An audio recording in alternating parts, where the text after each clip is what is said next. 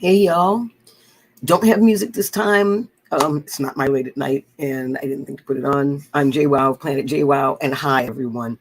Um, this is going to directly to our Wake Love Share Act group, Wake Love Share Act group on Facebook. I am in the process of figuring out how to build out a group like that on my site so that, or in a place that is not Facebook, so that folks are able to come hear about using languaging of inclusion, welcome, and empowerment specifically to help heal and end racism. I'm not interested in anti-racism, and I'm not interested in going up against racism. I have absolutely no interest in having a conversation about racism. There are tons of people out there having that conversation. Go get them. We have a language, and those of you who are following Planet JWoww, those of you who are following me and working with me, we have something that the world does not have. All it has, unfortunately for it, is the divisive languaging put out and made available by the mainstream to be used along mainstream axes, along mountain axes, along margin axes, and along magic axes, as if that is the only possibility. Divisive languaging is the only possibility available to us. That is not true. Not by a long shot. Not in my book, not with a whole bunch of people who are looking to shift the languaging. There are lots of people looking to shift the languaging. They can feel that, and I may be talking fast a lot here, folks. They can feel that with the shift in languaging, we're talking about moving from, it's along the languaging sequence. When you control the language, you control the imagination. When you control the imagination, you control the narrative. When you control the narrative, you control the intimacy. When you control the intimacy, you control or steward the reality. Ask anyone who lived under apartheid. All they did was say that dark-skinned people could not speak the language of light-skinned people, and that they would kill any dark-skinned person who learned the light-skinned people's language. That's all they did. That is South Africa's apartheid system summed up. It is obviously non-trivial. And by the way, yes, I've said that to a bunch of South Africans, and they look at me in horror and disbelief, and across the board have said, why didn't somebody just say it like that? I'm like, because people are caught up in an insidious divisiveness that is woven into our languaging. And we reap the repercussions of that. We see the repercussions of that in moments like the one that I'm about to talk about that's happening on a plantation with a film crew right now. So it's Black people and white people on the film crew. And right now we have a reversal where the white people are being treated like Black people, which means they're being treated like shit. So I heard one of the several white people that I talked with said something that was educational. And it was, we were standing outside in the hot sun. There's no shelter, no water. We had to stand out there because the Black folks booted us out, and they were inside. They got to be inside with the chairs and under the shelter with the cool water and food. And we didn't have any of that. And my first thought was, and welcome to what it's like to be a Black person. This is a given for us. We assume on a certain level until, like, young people now, we're like, I don't assume that somebody treats me like that and I'd be up in their face. The reason why you're so pissed and why you have no graciousness about it, because on a certain level, you do assume that. And so you've picked up your belligerence to hit people with it when they treat you that way. Go you. Thank you. It makes it easier for folks like me who are tired of doing the whacking of people who are being assholes because of their race, so that you don't get killed when you hit them. There were those of us, my parents, their parents, when we stood up and told white people, no, we want water. No, we want food. No, we don't want to stand outside in the hot sun and wait for your ass to figure some shit out that affects us. And we're kept out of it as if we have nothing to say about what's going to be affecting us. That was the norm for Black people. And if you spoke up, you either got lynched or shot or just dismissed and scathing something following you so that you could never get work. And then you wound up, being homeless or dying or living with your parents or whatever the thing was. Often simply failing. If you stood up enough and white culture whacked you enough to put you in your place. You're not allowed to say certain things. You're not allowed to speak certain words. That's what we knew as Black people. That's what we grew up with. Hispanic people, brown people had something similar. Not as violent in most cases, and certainly after Black people had to deal with that. Now you've got other folks who are dealing with the same thing. Hi, Linda. Hi, Sharon. Other folks who have been marginalized. This is what I call the margin axis, who've been, whether they're trans or they're old or they're differently abled or they're, diversely abled or like whatever the thing is. And they're realizing that there are microaggressions against them as well and macroaggressions against them. This is blatant, like you're a fuckhead, get out, you're a Black person, get out. I've been kicked out of places because I was Black. So in this situation, we got the white people. This just was so poignant and perfect. We got the white people standing outside in the sun, no shelter, no seating places, no water, and no recourse except to stand there because whiteness is on trial inside the tent. Well, that's a new one. It's normally Blackness on trial because, if you put one Black person on trial because each Black person represents all Black people, then anytime one Black person is on trial, Blackness is on trial. Oh, that's not true. That's not how it works. Innocent until proven guilty and all that. All that shit applies to white people. Can we get real for a second? All that shit applies to white people. About the law, that applies to white people. That does not apply to Black people. You are guilty until you can convince them that you are not an existential threat to the supremacy of their whiteness at a cultural level. If in any way, shape, or form you are a threat to that, like you don't want to be Black and male and enslaved, and there's actually a way for you to not be because, oh my God, you're innocent. You have to fight to prove that innocence, not like white folks committing the same crimes who only have to fight to prove that they're not guilty. Like it or not, that's what we got. And bitching about it, there are plenty of people who bitch about it. They make a living off of bitch about it. I'm so glad that they do. They are part of what will change the system. That's not my forte. That's not my focus. Anybody who wants me to jump on that bandwagon, I'm not jumping on it. I have beloveds who are doing a great job and they don't need my half-assed versions of that to help move forward what they're doing. I need to stay in my lane, and my lane is languaging, and my lane is de-euphemizing things. My lane is calling the culture on its crap. That's my job. I will not co-create your personal crap, and I have no intention of co-creating people's cultural crap, not even for my own culture. Not even for Black culture, not even for gay culture, not even for boomer culture, not even for differently abled culture, not even for queer culture. I am not going to co-create your crap because you're still speaking a divisive languaging that has built you making yourself smaller and less effective into the very way that you speak about the thing that you are trying to move forward. I'm not interested in that. What I am interested in is making it so that you're no longer trying to run a bus on a series of tires that are actually the replacement donuts, and none of them are the real tires, and wondering why your bus is not moving forward very well.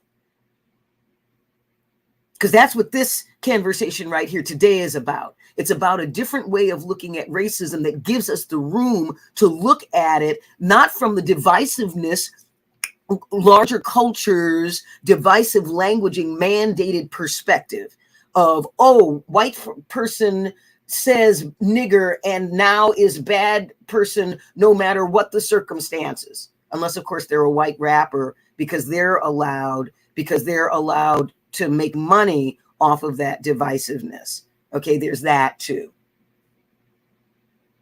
Oh, the fabric, honey, the fabric's ripped. It's just that it's such a massive fabric across multiple dimensions with so many threads that are waving at each other that for most people, they look like they're actually a tapestry when what they are is a bunch of loose threads on a big ass gaping wound hole in the fabric of the culture. That's what's happening right now. This is an exciting time. It's a hole, which means it has the potential to be a portal. It does not simply have to be a wound if we have the courage to clean it out. This video, this is called The Courage to Clean It Out. On the black side of things, here's what happened. White woman read a shirt, said something to the effect of,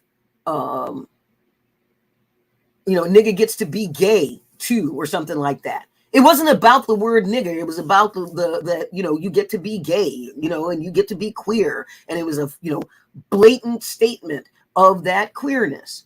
Fantastic. Love it. I don't personally use the word nigger under any circumstances. Yes, I'm quote unquote allowed to. And part of me is like, allowed to, according to whom? Who tells me what I get to say? That's giving power over. If I'm using the word nigger so that I can declare that I get to use the word nigger, that's very much to me like a 2 or 3 year old screaming that they get to use the word shit to their mom and dad when their mom and dad are hyper religious people who don't cuss. That's just not going to go well, and they're not going to get to do that. Now, it's turned out that it's really convenient to promulgate within the Black culture that we call ourselves the thing that's used to diminish us, so that in the process of saying that we are clearing our freedom from the word, so we use the word all the time with all of its morphic field of diminishment. So we use it all the time on ourselves, knowing that culturally it on a subliminal level makes us smaller. So we're going to say it all the time. And the white people who finally got us so frustrated, and they killed Martin and they killed Malcolm and they did all these other things, so that we started to believe that we had no recourse except to turn on ourselves and call ourselves the very thing that's designed to diminish us, so that white people don't have to do it anymore. And so there's a whole lot of, well, our work here is done. Y'all have now taken that on and you call yourselves that. We've paid the disruptors, because that's such a cool thing, the discord builders with their rap music, okay, their poetry about how they want to fuck each other's mothers and do all these terrible things that are the notness of Martin, which is what we wanted in the first place. And now we've got the whole culture doing it. The same, with the same reverence they showed for Martin Luther King, they're showing for the rapist, Tupac Shakur, and all of these other men, that the basketball player who's beat his wife's head in an elevator, and we're going to elevate him and keep paying him. Okay. All of that's been sown. We got them to get on crack. I mean, we have just nailed this. Okay, there's a whole bunch of happy white people out there. There's a whole bunch of happy white bigots out there who are so glad that we have taken up their mantle of making the Black community less by getting us to use their divisive languaging against ourselves.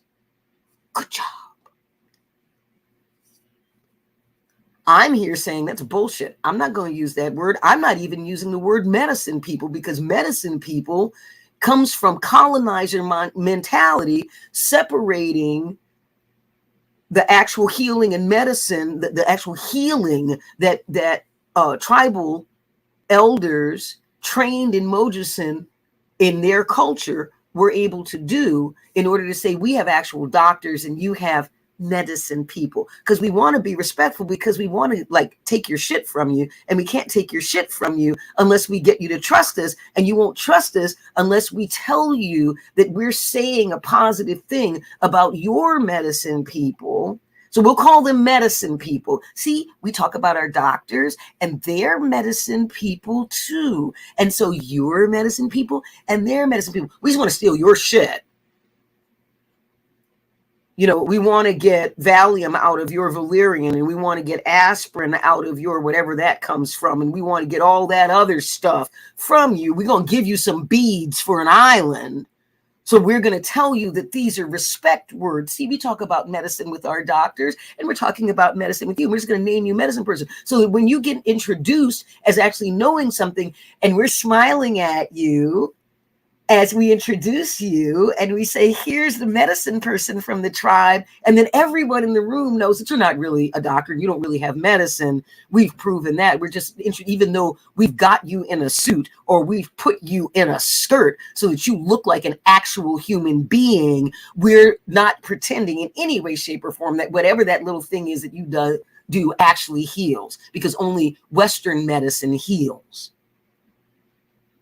If y'all think for a second that that's not what was happening with that languaging, y'all have a problem. Big one. Huge, like crack problem. Okay. On this plantation land, please, y'all, get your friends, because I'm going to be very real about what we're looking at.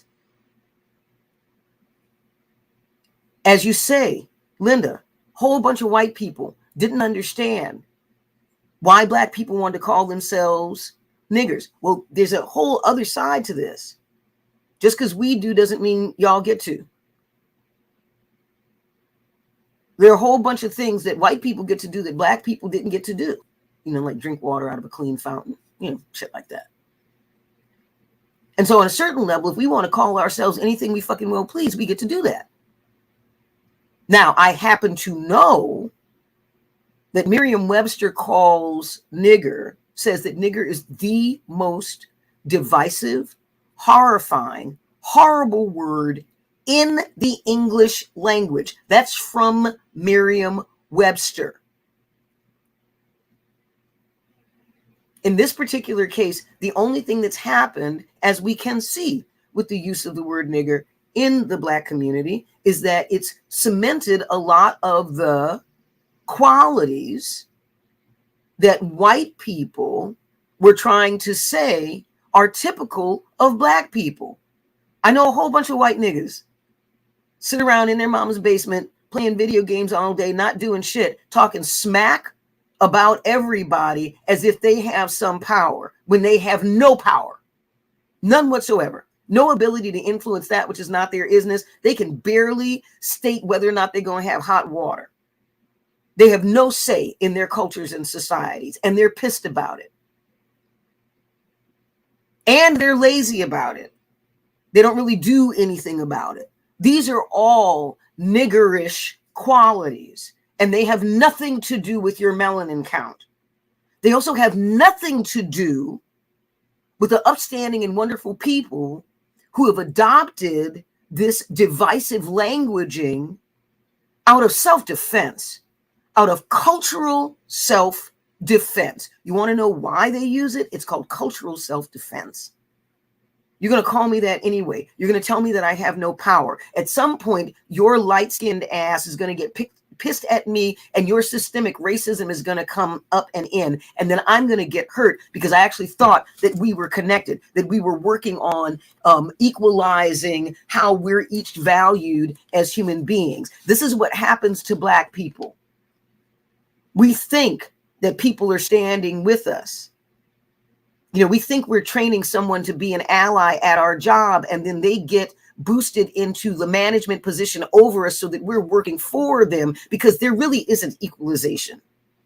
That person's not going to turn down that job so that you can get it. They're not going to fight for you so that you can get the job. They're going to take that job because they need the money, they need the advancement. And when it comes to playing the general mainstream cultural game, that folks like to eat their young.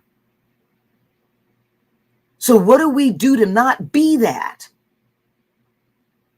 How do we not breed and promulgate the divisiveness? Well, it starts with not using the words that promote it. I don't know, call me silly. If we don't use the weapons on each other that we were given and were told were weapons, and we stop being so frustrated, feeling so powerless, being so upset, succumbing to the 4 H's of the apocalypse, the hurt, hate, hopelessness, and helplessness that come with the apocalypse.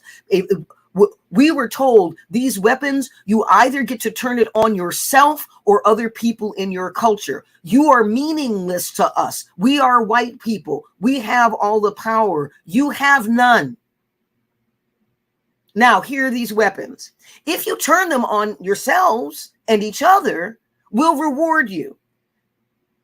We'll give you lots of money for turning not only on yourselves. It would be great if you turned on the people that you used to turn to for guidance, specifically your mothers. At that point, Black mothers, at the time that rap came out, Black mothers were single parenting 75% of the Black households in America, single parenting. Think about that, y'all. So if we can get you to turn on your mothers and your sisters, call them hoes, talk about how you going to throw them over a couch and fuck them from behind, talk about what you going to do to that bitch of a mom that you got over there. If we can get you to turn our weaponization, our white weaponization on your Black culture, then we don't have to do it. Now, as far as I can tell, it worked with sports. If we give y'all enough money for being big and black and strong bucks, we can load up a whole football team with Black people smashing each other's heads in, and then we can get one white guy. I mean, it's a metaphor for society.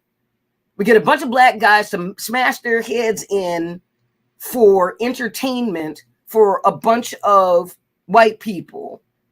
And then we'll have the one white guy who really runs things with the ball. We'll make sure that everybody, all them big Black bucks, understand they need to sacrifice themselves to make sure that the one white guy doesn't get hit, because he's fragile, because he's important. Y'all are just fodder on the field. You don't need brains. You don't have any to begin with. So if you're smashing each other with your helmets and giving yourselves concussions so that you don't have money or a job after you spent 10 years bashing each other's head in on a field with some piece of pig that the white guy gets to throw and you're supposed to protect him. Yes, I'm describing football. That's perfectly fine. You didn't need brains anyway. You're Black. What you need brains for? You're never going to make anything of yourself if you're not doing, football or something like that. You're good for sports and you're good for entertaining white people. I mean, you even entertain us when we're dead. There are a whole bunch of us sitting around watching the news over and over again, watching you get killed over and over again, eating subliminal popcorn because we're glued to the fucking thing so we can feel badly for all the Black people who are just being killed and all these Black bodies on the street, and it's just so terrible. And I can't wait to see what's more happening on the news. I think I'll watch an extra half hour of news because I just want to feel so good about being white and not having to deal with that. I can feel great about being white. All I got to do is watch the news and go, there for the grace of God go I. And you think that's not what people thinking? That boy, that 18-year-old boy went down in armor, body armor with a gun, picked a grocery store and just wiped out 10 people. Mostly Black people, white supremacists, because he could. Because he could make his ass on the news. Get some more white people inspired to do some more shit. Because he knows that the system is going to fight to not put his ass under the jail. Oh, well, he was 18 and oh, maybe he came from a difficult background, or maybe he, and we can't really punish him because he's all these other things. We're not going to punish him because he's white. We're not going to say that. We're going to say all these other things. Boy drives 200 miles in body armor with a gun to off a bunch of black people. I don't understand. I mean, I understand that we need to have a trial. Innocent until proven guilty. The boy proved himself guilty. Like I don't care if he's crazy. I'm crazy. I almost wound up on a roof with a gun shooting people. Spirit stopped me. I know what it's like to want to do that. He didn't get stopped. But don't talk about how his crazy made him do it. His crazy in this culture that allows for that, let him do it. Let's speak accurately about what happened, because here's what's real. As much as you may have problems, as I do, with how women are treated in a whole bunch of hardcore evangelical Islamic cultures. I don't know what the proper languaging is for the hardcore right, that where they've taken like the Islamic religious texts out of context to say that they can just blow people up and, kill women and all that other shit, which is not in that text from what I understand. Those people justify their behaviors, and yet in the lands where the crime for touching another man's property, I mean wife, I mean daughter, I mean woman of any kind, because she's his property. If you touch another man's property, much less have sex with her, then what they do is they cut your hands and your dick off.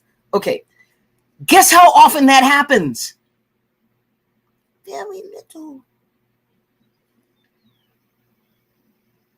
Okay, that gets to be real because the culture is mandating that not happen. Our culture is mandating that white people get away with bullshit because they're white. There's a whole thing in that culture. There's a whole growing thing in our culture that is saying the privilege conferred on you by belonging to what at the moment is still oppressor culture. Doesn't have to be. It's just the dominant culture right now. Doesn't have to be oppressor culture. Doesn't have to be colonizer culture. It happens to be those things. And it doesn't have to be, because it's just dominant because it was white people who came to, this continent and bred like rabbits. No thinking about what they were consuming and the land that they were destroying and all of that. There's like, this land is my land. This land is our land. It's not your land. This land is my land. This land is our land. From California to the New York Highlands. From the Redwood Forest to the Gulf Stream waters, this land was made for me and me. Okay? That's what they're saying. And all of that meant that there were more white people. That's what gave white folks the dominant culture. You add in the whole European capitalism, ignoring nature, ignoring women, ignoring wombs, ignoring anything that isn't penetrative, stripping the things that are rich and wonderful and beautiful of their actual beauty to get it down to its data. All that stuff, that penetrativeness has brought us. All that's coming into question right now. So on this plantation, a white woman who grew up with black people, hanging out with them, being told she could say the word nigger because she was family. She didn't know any different. They were the people who took care of her. They were the people who were nice to her. They were the people who were good to her. Okay. That was fine. With few reference points for the world because she's a hermit. I mean, a literal modern hermit, like no television, no microwave, lives off a generator hermit.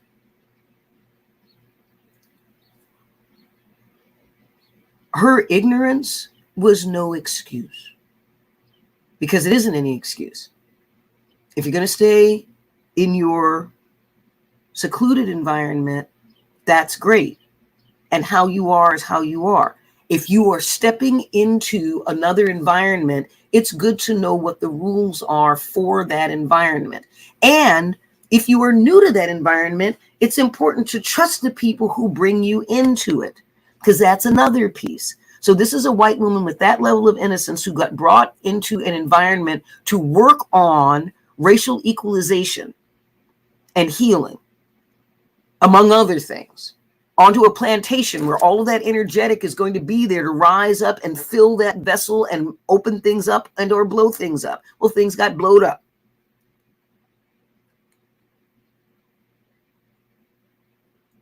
And what happened was that there stopped being room for humanity. And in the flipping of the situation, we suddenly had 1950 segregation turned on its ear. What's happening on the plantation might as well have blacks only and pale people only, not colored people. It was whites only. For those of you who don't know, it used to be whites only and colored people. Whites only, colored people. Okay, so there was the clean water fountain for the white people and the filthy water fountain for the black people.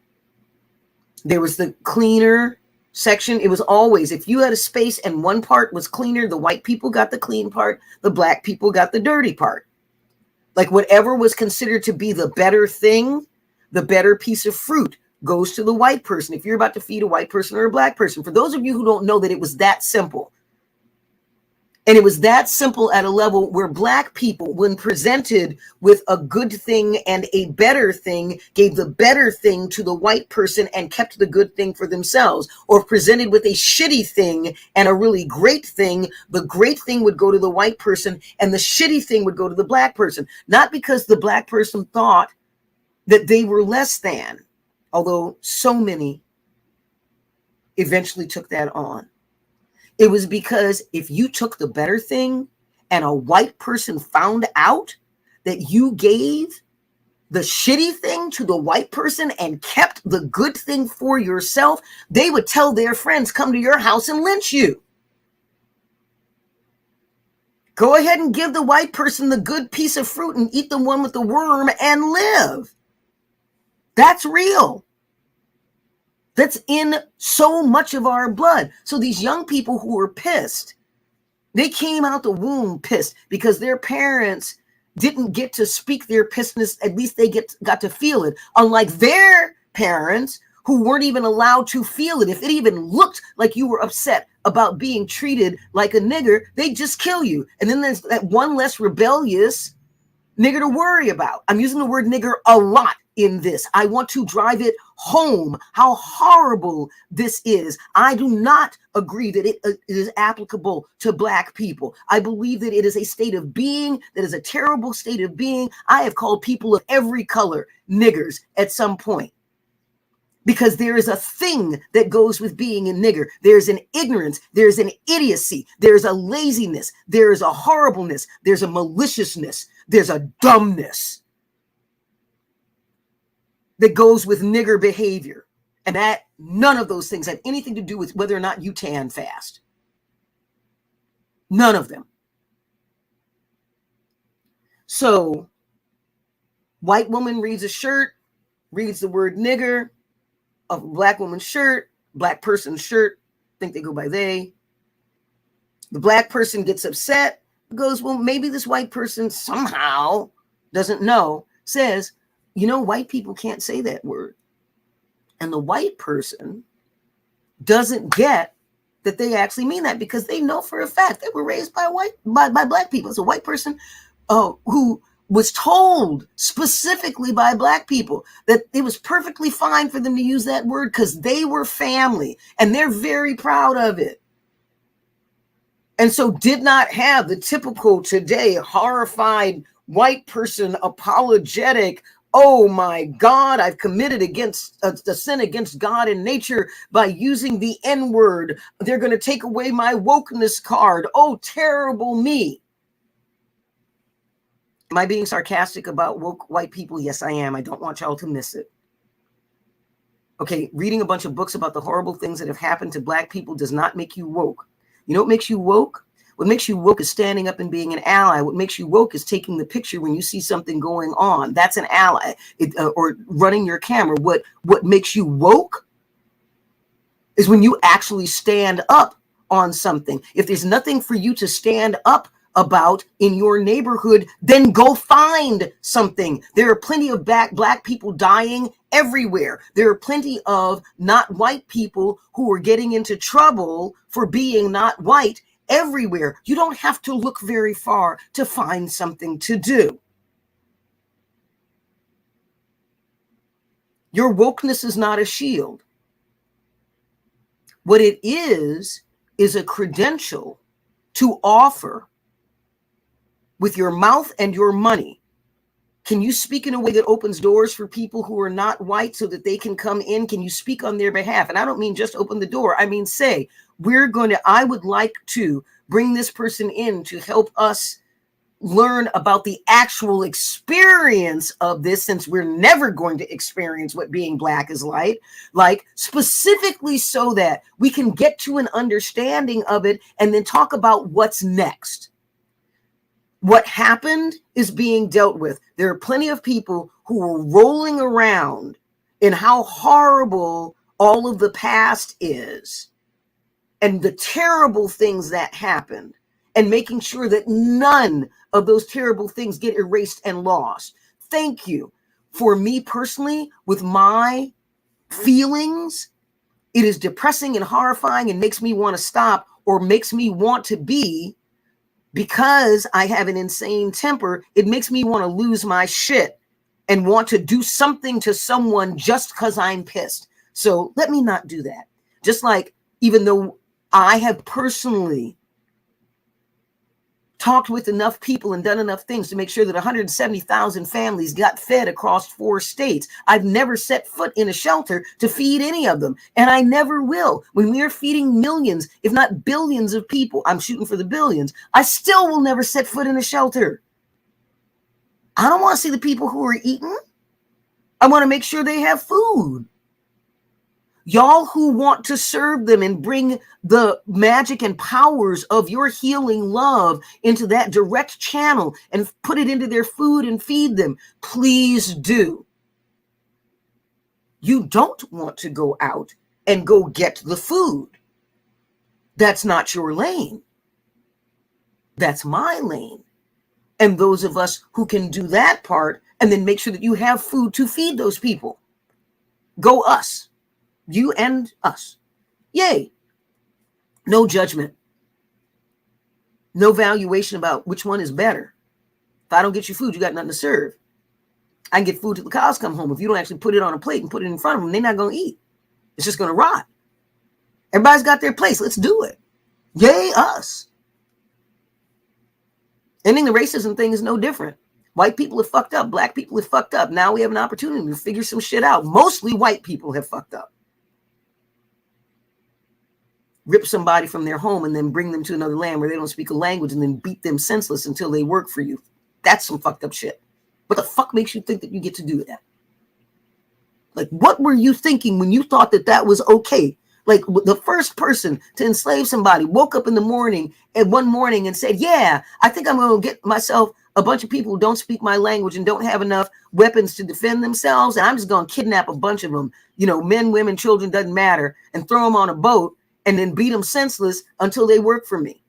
Yeah, I think I'll do that. That's what I'll do this morning. Yeah, that sounds like a good idea. Didn't have a mother who raised you right? Like that's my first thought.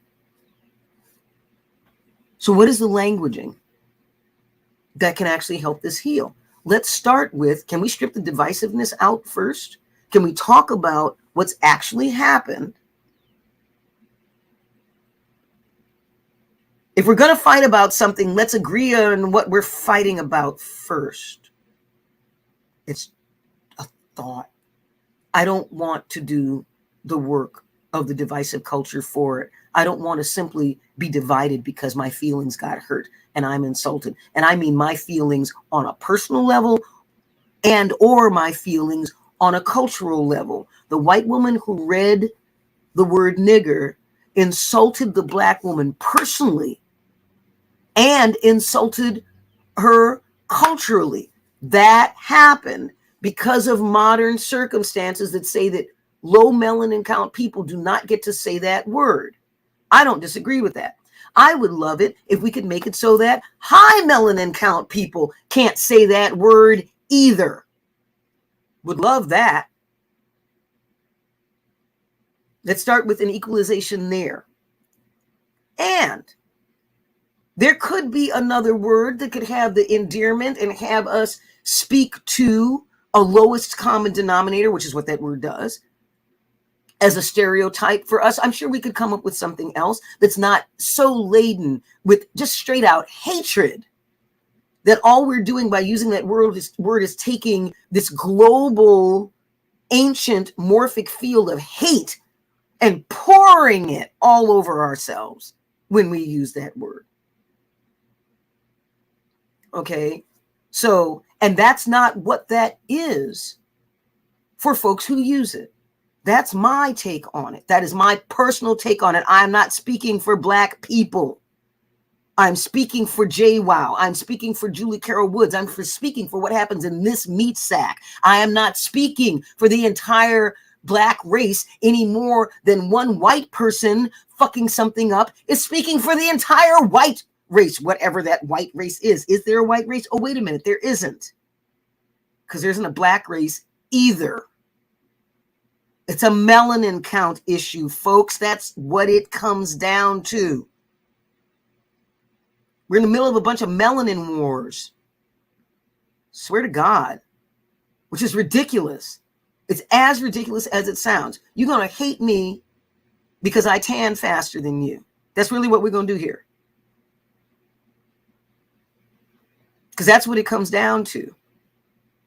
You don't get to say certain things because your melanin count is lower. You don't get to say other things because your melanin count is higher. That's what happened here. That is a fact. Now, all the emotionality around it, that's where the really juicy languaging comes in. That's where we get to pay attention to nuance. Okay, like this is the fun part, folks. People are like, she's using the word fun and she's smiling about talking about hatred and racism. That's because I know eventually it will end. And I know that ending it faster comes when folks learn what it is that I'm saying right now. So, want to end racism? Get enough people, get thousands of people to this calibrative languaging and mindset, and we'll put an end to racism. We get enough people, there's just going to be a point where racists are not going to have anywhere to go. They're not going to get anybody to side with them. They're going to get fully punished for being fuckheads. Finally, they're going to figure out that it feels bad to do bad. And so maybe if they want to feel good in general or about themselves, they'll try doing good for a change and speaking well, building bridges and speaking positively. Maybe they'll do that. We can encourage them to do that by standing in it ourselves. And then as you are finding by being here, it's not simply a question of sharing. Go get your beloveds and get them here. We have an opportunity. It's not herd immunity, and it's kind of verbal herd immunity. It's languaging herd immunity. I don't want to be part of no herd. Look, you're either working at ending racism or you're supporting it. Those are the two options. You're actively working at ending hatred or you're supporting it. Now, you may feel because you don't do anything, because you don't use those words, because you don't do conflict, And so if something, is happening racially or around transgender stuff or what have you, and you're not you're not actively on the side of the people who are doing bad, then you're not part of the problem. Yeah, you're part of the problem. You're standing around. That's a part of the problem. These are situations where you're either helping or you're part of the problem. Now, you can tell yourself that you're not by standing still, and yet there's activity and this thing is moving forward. So if you're not moving forward with it and you're standing still and it's moving in the direction of more and more equalization, then that means there's a point where it's going to pay. If you're over here and the whole thing, it's like I'm on the side of Black people. I'm not calling them niggers. And I let my son play with his Black friend, just as long as when she grows up, she's a pretty girl and he doesn't date her. And that's where that happens. That's where that happens, where the world is moving towards equalization. Deal with it, bigots. The world is moving towards equalization. And eventually your inactivity is going to have you land on the bigotry side because you're the not functioning, not working part of the bigotry side. If you are not actively setting out to throw your shoulder in some way, no matter how minor, to do something to end racism, to end the isms that create schisms, then you are part of the problem. White folks, there's the comeback. I don't have privilege. Don't call me entitled. Don't call me privileged. I grew up in a trailer park. I got raped a bunch, when I was growing up. I got whatever the trauma is, whether it's a trauma around finance, whatever the trauma is that has someone say, don't call me privileged.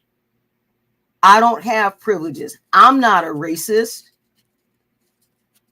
but I didn't have privileges, therefore I'm not a racist. Y'all know that's not logical, right? Like, you get that that's not a logic statement. First of all, you did have privileges. I know you had privileges because you had a TV. You tell me in one breath you had no privileges, and then there's, I had a TV. Or there's a statement, I didn't have any privileges. I grew up in a trailer park. Do you know how many Ukrainian kids would kill for a trailer park right now? Don't talk to me about your lack of privilege. I can talk with you about your lack of looking at your situation and finding out how to be grateful for it so that you can build your energetics to move out of it. I can talk about that. Oh, wait a minute. That's exactly what you did. And you moved out and you got more successful. Yay, you. And then you got some more privileges. Yay, you. So why are you lying about not having privileges? Oh, because you don't want people to think that you're a bad person and a bigot because you don't have any feels or sympathy for Black people in general. And you're white. And you don't feel like you should have to feel anything for them. Let me tell you, white person who feels that way, I agree with you. You don't have to feel a damn thing for anybody in shitty circumstances because your circumstances were just as shitty on a different axis. I agree with you. You're in a position to say, I know what it's like to not have any privilege and be at the bottom of a totem pole and have everybody shit on you just when they're walking by because they feel like it. In my case, it happened to be because I was poor. In another case, it happens to be because you're Black. In another case, it happens to be because you bought your parts instead of being born with them. In another case, it happens to be some other thing. Okay, we all got our stuff. We all got our shit. We all got treated like shit. You get to say that. And then there are plenty of Black people who say, well, you don't know what it's really like. I mean, because you were white while you were in that trailer park getting shat on. All you're going to do is make a fight. If you turn to that Black person with a Harvard degree and say, yeah, well, you were Black while you got your privileges with your Harvard degree. So does that negate your Blackness? It doesn't. Not in the society. It could. There are circumstances where it has. I've had the amazing feeling of having that be true, of being the most privileged person in a room full of white people. That Oh, y'all got to know. That cracked me up for a week. It was great. What a feeling. No wonder white people want to hold on to that feeling. That feeling of being privileged just because you exist. That's pretty cool. More of that for more people. That's what I'm saying. So in the meantime, white woman reads a shirt. Black woman gets upset. Whole community. Because blessedly, they're on a plantation filming about racial strife. And now this happens. So all the energetics of the plantation, I mean, literally, there are slave ghosts running around that people are now seeing who are coming out for the show. So now you got a community up in arms. A white woman who thought that she was building a bridge and hearkening to her past in her home discovers that she has just shot somebody in the arm. Okay. And didn't fix it. Didn't know that there was fixing to be done. And then when fixing needed to be done, didn't have the tools for it. Not an excuse. Get the tools. If you're going to be out in the mainstream talking with people about racial stuff, then you need to know about racial stuff. She didn't do her homework. She got shot for it. This is someone that I love. And my response is, bummer. And what you going to do about that? Because that's how I am. If you're looking, folks, do not come to me for your sympathy vote about racial shit. If you're not on your game about figuring out what's going to bridge us out of this and into a better future, if that's not the game you're playing, I'm not the person to bitch about your racial hurt to. Find somebody who's going to be sympathetic. Because my thing is, yeah, this is fucked. Let's take a look at this situation in detail, see where you're getting hurt, see what we need to do the notness of what happened so that you get hurt, so that you got hurt, so that everybody can be in a better place. If you're not willing to play that game with me, then I'm not the person to talk with, because that's the game I'm playing 24/7 about everything. And this is no exception. Here's the black side of it. Young person makes out of all of the angst of being black, which is real, and from what I can tell, queer, which is real, they lost their compassion and their awakeness. Because just like wokeness needs to happen on the white side, awakeness needs to happen on the black side. I personally have no intention of treating anyone like shit, like I have been treated as a black person. I am not going to co-create the culture's crap. I won't do it. I'm going to take a look at how shitty I felt when I was treated, when I wasn't given room to state what was really my case. And then when I did manage to somehow get it out, it was dismissed. It was irrelevant because I had insulted the culture, the dominant, and in this case, in my case, oppressive culture. And so they were going to punish me. No matter what the circumstances, because I was the wrong color to be allowed to have circumstances matter. I'm not going to treat anybody like that. And there are a whole bunch of black people of every age and every socioeconomic circumstance who feel completely justified in treating non-black people the way they have been treated as black people. Get their yayas off, get their belligerence out, not make any room for listening to anybody's circumstances and being logical about it and what might happen and what healing might happen out of this. My feelings got hurt. I'm insulted. And therefore, now that we have a culture where my feelings getting hurt actually matters, I'm going to punish you because I can. Yay. It's about time. Don't get me wrong. I completely agree with that feeling. There are plenty of days, Penny will tell you, where I'm like, I can't handle white people today. I cannot handle a white person being white today. I swear to God, I will go postal. All the little things. You're so articulate. All the little things. It's like you want to scream. I have a bigger commitment and mission than most. So I'm like, yeah, I'm hurt. I'm pissed. I will find somebody who deserves punishment, and then I will hurt the fuck out of them. It will be out of scale. for whatever it is that they did, and I'm not going to feel a thing. You know, you insulted my friend, so I'm going to smash your face in with a hammer. It's kind of like that. I save it for people who do terrible things. And that's a lot of what's happening. There was totally an opportunity here to go, what in the world? Okay, you're here. This could have happened with the young black person. Okay, all right. Not only did you say the word, you don't get it that you don't get to say the word. Okay, I don't know how you got here. Like, I don't know how your white ass is on this land, you know, working with this thing with a bunch of people working about racial strife, and you don't know this basic thing. I don't know how that happened. I have to trust the people who brought you here. And so I can't believe I'm having to say this, but I actually have an opportunity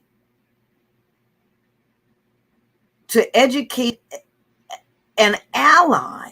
You're actually an ally. You have put your livelihood, your life at times in harm's way for people of every color. Like, you're the real deal as an ally, and you don't, how the fuck can you do that and not know this basic thing? Okay, baby, I need to sit your ass down. All right, this is how it is in the world. How'd you miss this?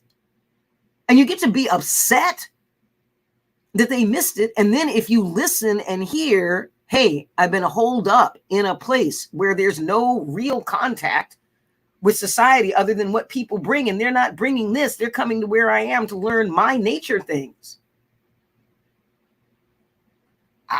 And this is insane. I would never want to insult someone. I was told by black people that it was okay to say. I was trying to be friendly in the way that I was taught to be friendly. And you say the word with someone when they introduce it. Okay, stuck my entire lower torso into a wood chipper. Lord have mercy, thank you. This would have been the response. I know this. Thank you for letting me know. And now I have to wonder why my black friends didn't say anything. Because I didn't say anything. That was deliberate on my part, because I thought they were going to stay in their holed up place. And they had put all of the energy that the rest of the white world has put into learning about how to behave on a social level around racial stuff. They had just taken all that extra energy that most white people have to do, get to do now. It was a have to before, when you had to fight it as a white person too. Now white folks are encouraged to learn about racial stuff so that we can change this. It's a long arc of change, and it's changing. Didn't put any energy into that. Put all the energy into learning about healing and being great at it. Like, literally has something that you take a few drops of it and gets rid of a migraine. That beats the shit out of naproxen or for urinol, which I was on, you know, with no negative side effects. Okay, so let me think here. Just stay with me for a second. You could either take this massive chunk of energy, that's just energy for learning, and put it into learning about a bunch of societal stuff and be so in the thing that you live for, which is healing people. Or you could take that same amount of energy, putting it into being a maester at healing people, beyond a master, a maester at healing people. And then you got something that the whole world can use. You go out into the world and you completely screw not even the pooch, you screw the kennel, and then you get to learn about it. Spirit has put you in a highly charged, safe place to learn about it. Okay. Well, fuck, that means that I actually get an opportunity to educate you the way I would want white people to be educated, which they tend not to be. I actually get to sow the seeds of racial equalization, not simply equity.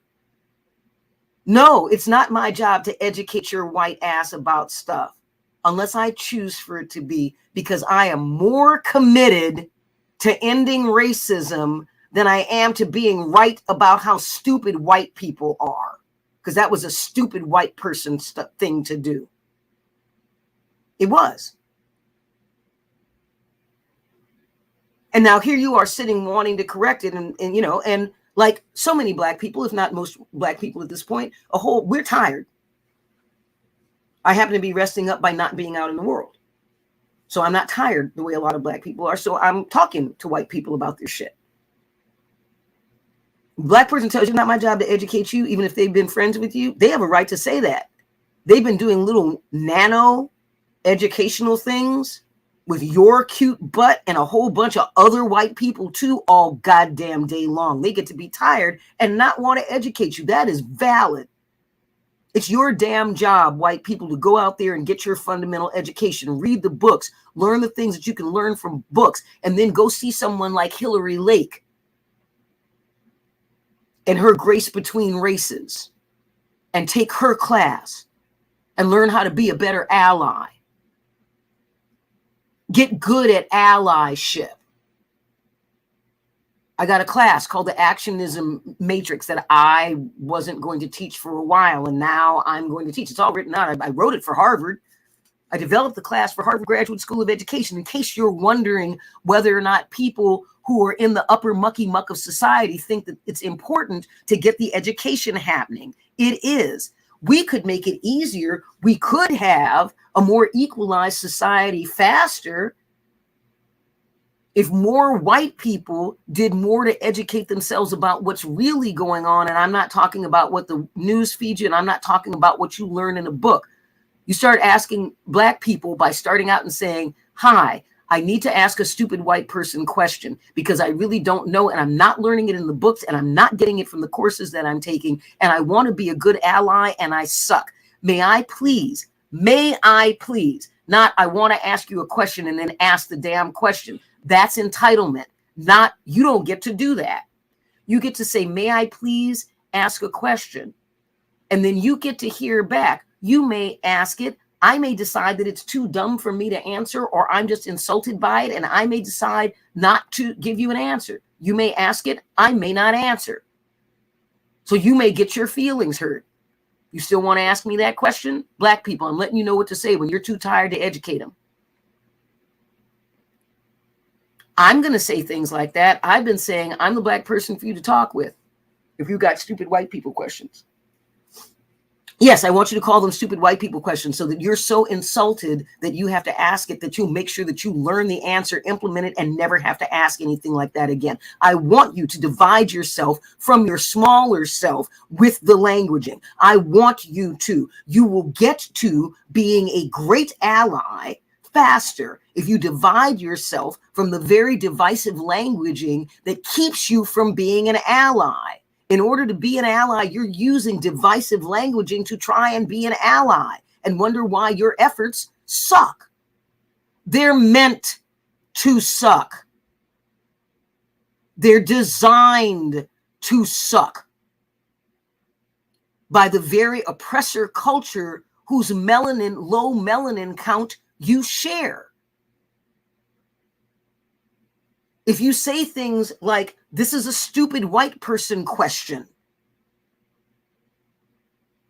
may I please ask that? You are letting the non-white person that you are asking to please do you the favor of taking time out of their life filled with microaggressions from people who look like you to maybe cut you a bit of slack and tell you something that might help you be less in that category of stupid white people.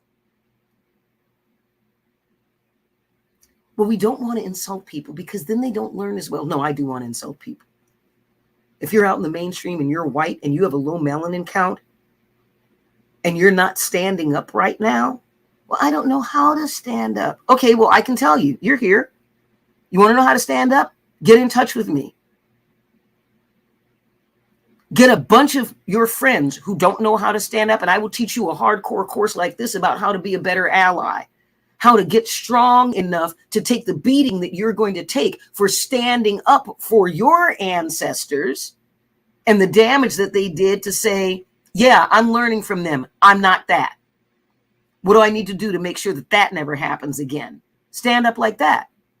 Stand up for your ignorance so that you can claim it in its fullness and then get rid of it. If you don't claim it in its fullness, then just like trying to pull up crabgrass, it's still going to have roots in the systemic racism that's in your system. And you're still going to do stupid white people shit down the road, even when you were working your ass off to do exactly the notness of that. Like, do y'all get this? Get me a class, y'all. I'm not joking. You pull me together, 50 white people. Get them together. $243. I will do a 4-part class on how to not be a stupid white person. I will even call it that. How not to be a stupid white asshole. How to actually be an ally in the realm of race. You get me 50 people, I'll call a class that and I'll teach it. Let's just cut the shit. Let's cut the euphemisms. Let's get to the core of this thing. Let's get some skill sets getting used of that Black people know, because it's the only way that they could get in the door. Learn how to be hyper conscious about your languaging, because any single syllabic misstep will get the door closed on you. And closed in a way that closes it out for Black people, because when white people get racial pissed at Black people, then you get the, you know how they are. We're not going to let any more of them in because you know how they are, even though it's just you that fucked up. It's why Black people have high blood pressure. Yes, as a race, we have higher blood pressure than white counterparts at every turn, at every socioeconomic level, and then overall. It isn't because there's something weird about our blood. It ain't even too much salt. It's the pressure of representing your entire race when you are only one person all the time. You never get cut any slack by the oppressor culture. Although that's not as true as it used to be. Thank God. Thank Spirit. Thank all the gods, all the goddesses, all the things that are holy.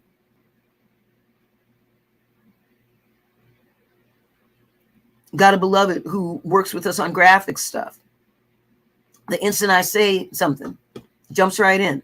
Linda is saying, it's hard to find Black people doing all of the things that we want, that it's so easy to find white people graphics of. I'm like, yep. She's like, okay, well, I'll do the basic ones and then I'll go find them.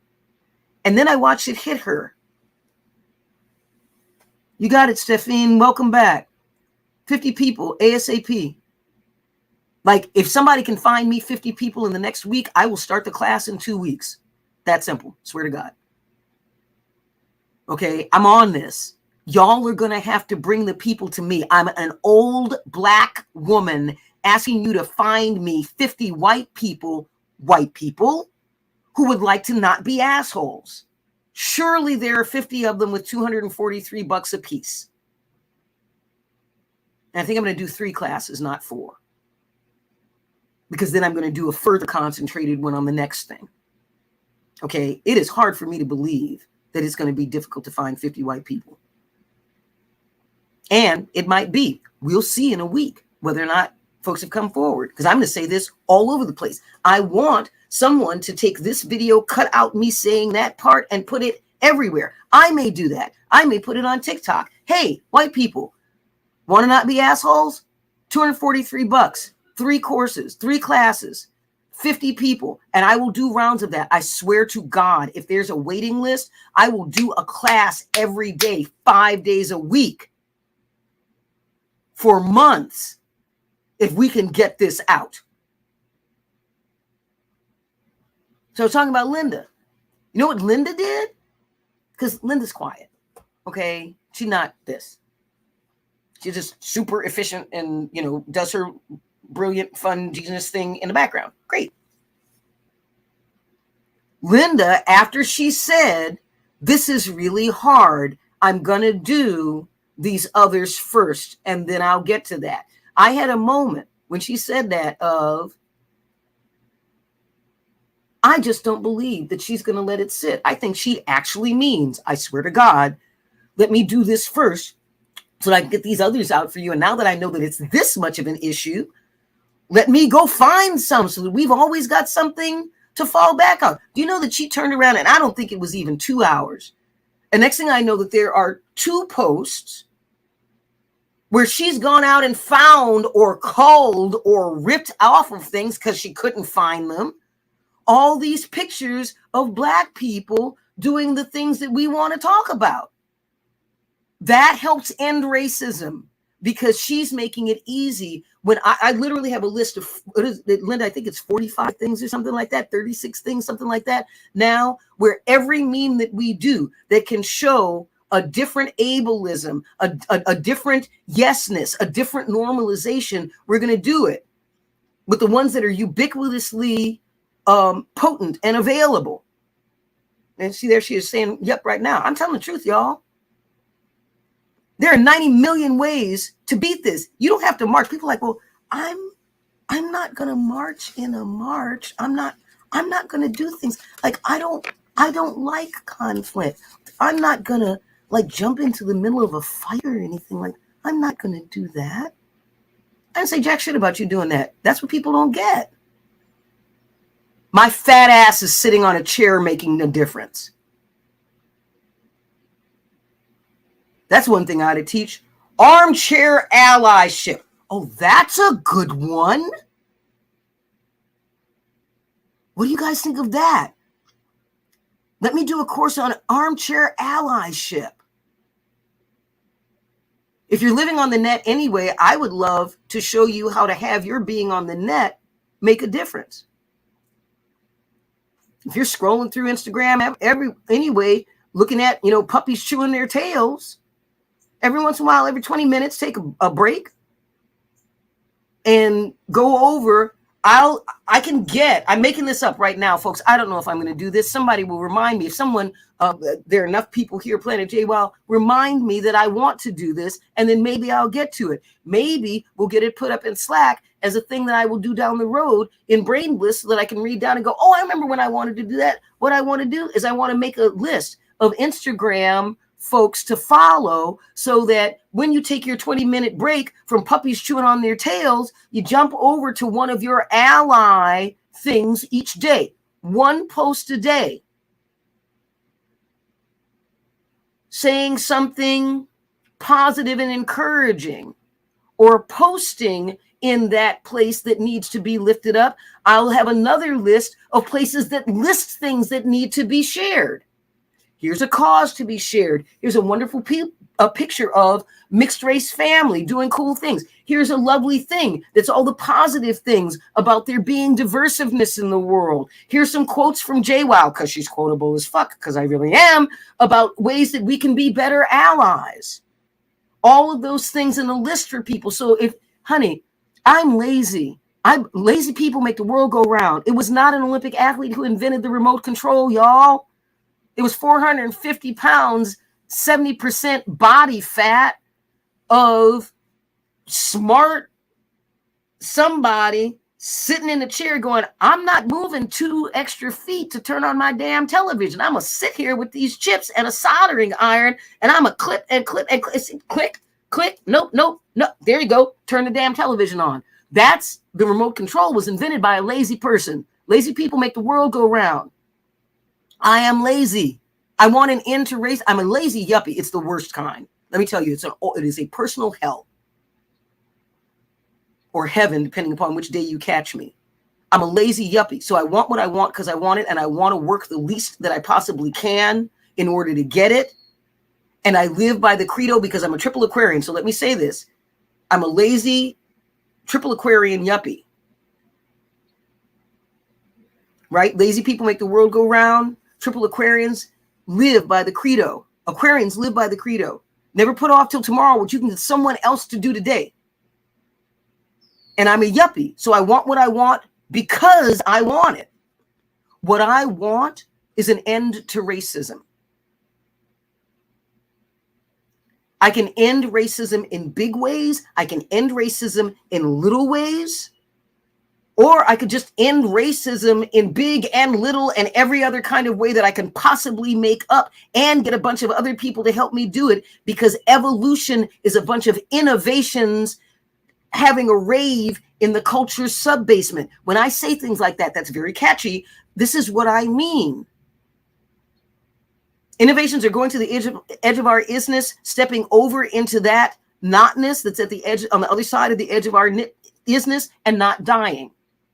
At the edge of Linda's isness, at the edge of her isness was, that's going to be a lot of work to find all those Black people.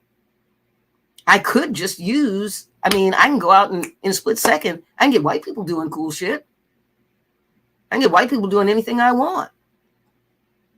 If I just put in what I want, I'm going to get white people. That's how everywhere it is. If I want something other than a white person, I literally have to put in a specific search for a not white person and be specific about what kind of not white person I want. That's how ubiquitous whiteness is. Folks,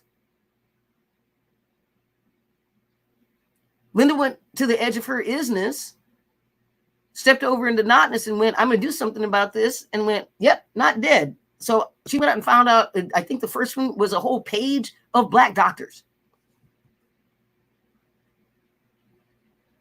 Now, if y'all are wondering about systemic racism, I always talk about angel food cake and devil's food cake because everybody gets tripped out about that and it makes them think about the things. But here's another thing.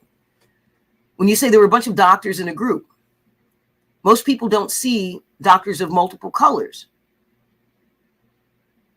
Now, if you say, I saw a doctor today, I saw my doctor today, oh, blah, blah, blah, and then someone meets your doctor, I've had people turn and say, you didn't tell me your doctor was Black.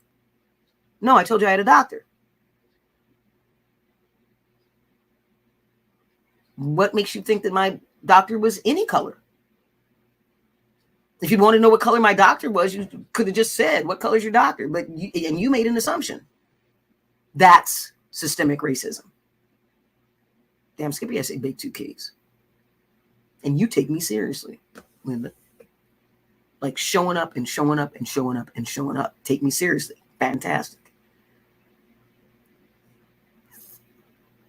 And you see, living Leewee. I forget what it was. You got Black doctors and some other thing. And I think it may have been Black and white kids or something like that. Y'all, seriously, when I put in Black children and white children playing together, I got 3 Google rows of Black children and white children. And then the next picture on the 4th row, the first picture, was a little white girl holding a monkey's hand. That was Black children and white children playing together. That was the picture. That's how it got labeled by the person who put it up. I'm pissed. In case you're missing it. That is systemic racism. That's what we're fighting. So this is all context. So this thing happened. It got labeled as being maliciously done. And there wasn't room to hear that it was not. It got labeled as hatred in an active way. There was no room to hear that it was not. It got labeled as systemic racism at work. And it was. Ignorance is no excuse.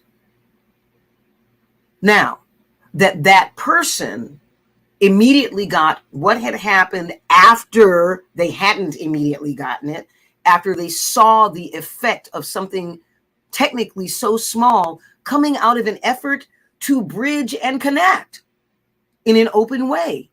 Just because your intention is good doesn't mean that what you did landed is good. It doesn't mean that it was appropriate to the context. You can really want me to love something that you fixed for me and you put honey in it. I'm allergic to honey. I'm going to have an allergic reaction. All your love in the world isn't going to stop me from being allergic to the honey that you put in the food. It's just that. Now, if you deliberately put it there, your ass is mine. I'm going to find what you're allergic to and inject you with it and watch you have a hard time. If it wasn't intentional, and by the way, if there's anybody patting somebody saying she doesn't really mean that, yes, I do. If it wasn't intentional, to me, I am only speaking for me and for the people who have agreed to let me speak for them because they do exist. To us, if you didn't mean to, I want to hear what that not mean to is. Have you deliberately kept yourself ignorant? Like, do you live in a city and you don't know some shit? Because if this person had lived in a city and didn't know this, not a whole lot of room or patience for them not knowing. Although I live with, am partners with, in love with someone that I used to refer to as the whitest woman in America because she didn't know exactly these kinds of things. We spent several years, 3 years, watching at least a movie a week. And a 2-hour movie would take 4 hours or 3 hours because I was constantly stopping it and saying, here's this cultural reference about gay people. Here's this cultural reference about Black people. And what does it mean? And what are the implications and repercussions of it? Here's this cultural reference about music. Here's this cultural reference about dance. Here's this cultural reference about violence. Here's this cultural reference about domestic violence. Here's this cultural reference about rape. Here's this cultural reference about molestation. Here's this cultural reference about pedophiles. I'm just going through movies in my head. Okay, we went through that for 3 years. Because she wanted to know, actively asked me to please educate her so that she didn't accidentally hurt people in the process of living her innocence. There are a whole bunch of wounded people out there who have no concept that there are people out there who have not experienced at all the very thing that has caused their wounding. There are people who, for example, it's hard for me to imagine what it's like. I don't know what it's like personally to not have your body hurt. I've always hated my body. It's always hurt in some way, shape, or form. And then it hurt unbearably to the point where I wanted to kill myself. And so now that it doesn't hurt like that, I feel like I've got freedom, although I forget about the fact that my joints hurt. All of the joints in my hands hurt, and that my hips hurt, and my knees hurt, and my actual muscles seize up, and my back hurts, my neck hurts. And none of that has me feeling anything other than I am so grateful to have a body that works and that hurts so little in comparison to where I was.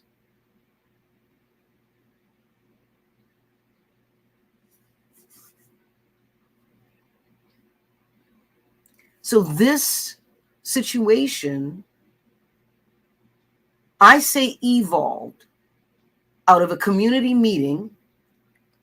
And then there was a point where a white person insulted me personally, was insulting to me as a Black person, was insulting to me as an elder. And it was seen as being okay, because they said, it's not about me. Don't put the camera on me. The camera wasn't on people to have it be about them. The camera was on them because I was asked before that person ever got to the land to show up to hold a virtual circle for the entire encampment on behalf of the person who was generating the safety for the entire encampment. So this person did the equivalent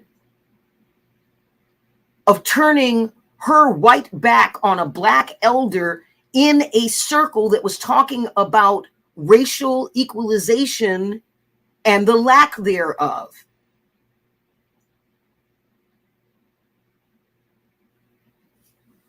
We're really doing the work here. That happened. I didn't get particularly insulted because we had not negotiated my presence. That's something that needs to be done. We had not negotiated who I was to the project.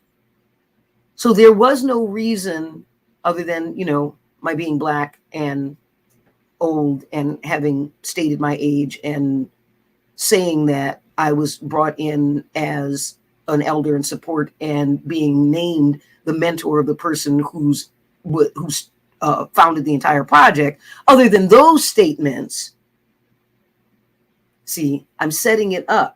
This person can say, well, I didn't know and I didn't agree to that. And I'm like, you agreed when you signed a contract to show up on this land in this person's project that you were going to live by their rules, and then you shat on their rules. And you want to claim ignorance when all of it was stated? How come you get an ignorance pass and this other person who actually had the intention to build a bridge does not? What in the name of all that's holy makes you think that that is some sort of equalization behavior? So out of that, all the white people got sent away. They got separated out, and they were told to not go far and to stay in one place while the Black people hashed out what to do next. Okay, this is the part I love so much.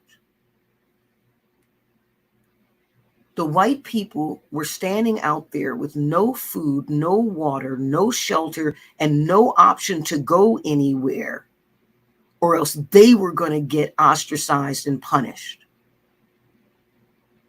because they were white. That was the reason. All right, so let's just take that. The people were sent outside, separated out, with no shelter, no food, no water, and told that they could not go anywhere, knowing that they would be punished if they did for being Black. Oh, wait, you thought I was repeating the white one? I said exactly what I said the first time. Notice the difference in how you felt.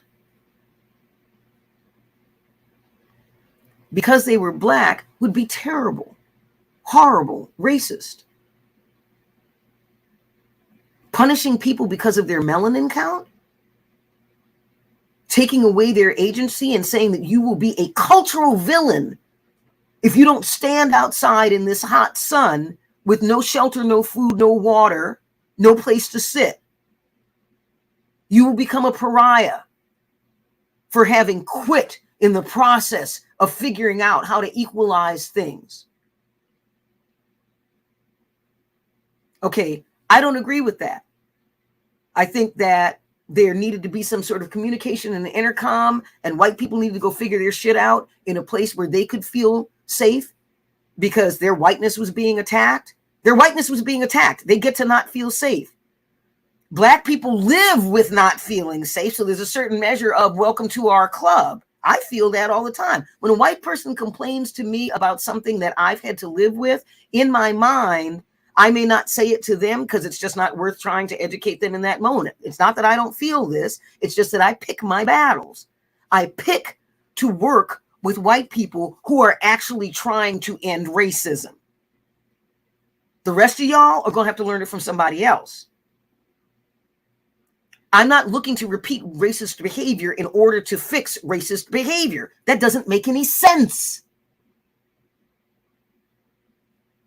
There's no logic in that. So, as far as I'm concerned, they needed to make sure it wasn't catering to white people's fragility. It was being a decent human being, because that's what we're shooting for, I thought, and I still think. Ultimately, all of this is about how do we get to be decent human beings together. Right now, we're being assholes together. Let's fix that. In this particular case, we're able to work on the assholism pretty well because the assholism is specifically about racism. So we know the arena where we need to work. And because we know the arena, we can work on the languaging that changes the reality so that we have completely different circumstances for how we move forward. That's why the languaging is so important. Oh, and wait. We have languaging on Planet JWoww that's stripped of its divisiveness and euphemism making so that people can actually speak truths so then they can know what they're fighting about. How you going to know what you're fighting about if you don't know what how you going to have a fight about something if you don't know what you're fighting about? If you don't really know what you're fighting about. We're going to fight over this comb. Well, I need that comb. That comb is important to me. Well, that comb is important to me. And I'm going to fight to keep that comb. Okay? And y'all are fighting. And then someone lays out an Afro comb and what's been taken in ceremony off of a rooster and a rooster's comb next to each other and go, well, y'all are fighting about these. Which one of them did you want? And they're looking at the combs going, I'm not fighting about those combs. I'm fighting about this other comb. And the other person's like, I thought you were fighting about this comb. No. And it turns out that they were fighting about something that wasn't even the same thing because they didn't take the time to be specific and precise in their languaging about exactly what the things are. What are the parameters of the thing that they were fighting about? And we were in the process of establishing what those parameters were when the moment came for Spirit to move that young white woman to insult me and stop our connecting in a more globalized way.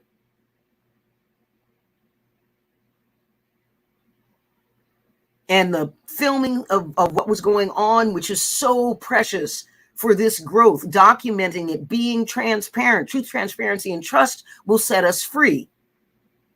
Truth don't set us free. You know, you black and you a slave. You still in shackles. That don't set you free. You know you black. It's the truth. You know you a slave. It's the truth. Truth doesn't set you free. Truth, transparency, and trust, that'll go a long way towards getting you to freedom. Because truth, transparency, and trust makes it possible for you to build a structure that can beget freedom, that can beget the opportunity to get to freedom, that can beget the opportunity to get to enough safety, to get to enough security, to be able to clear and claim your freedom yourself. That can happen. That's true. It's complex. Reducing things, doing the reductionist thing, doing the simplistic thing. By the way, folks, please do not do this with me. Simple means simple. Simplistic means stupid. It means being reductionist to a point where the thing no longer has merit. So whenever you say trying to sound intellectual, I'm going to be simplistic about this. I'll go ahead and don't correct you and say, yes, you are.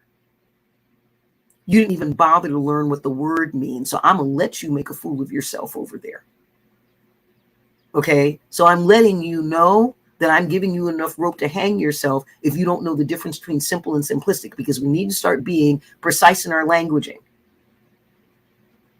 That's what's going to keep us from constantly sticking our hands inadvertently into a wood chipper designed by divisive culture to keep divisiveness in our languaging so that we will keep hurting ourselves in the name of trying not to hurt others. That's what we're doing. So now you have white people standing out like black people have had to for centuries because we don't want to lose our job. We don't want to be seen as an uppity nigger. There's an actual name for us when we stand up for ourselves. Okay, if you have a high melanin count and you stand up to a white person, the best way that they can communicate to all the other white people around you that A, they are a racist, to B, is going to put your little nigger ass in its place. They call you an uppity nigger, and they have signaled to everybody that they are perfectly willing to do you harm, and who's in with them. They have just put out the call. Uppity nigger is a call for all the white people in the arena who want to put down this low dog of a nigger with you to show up.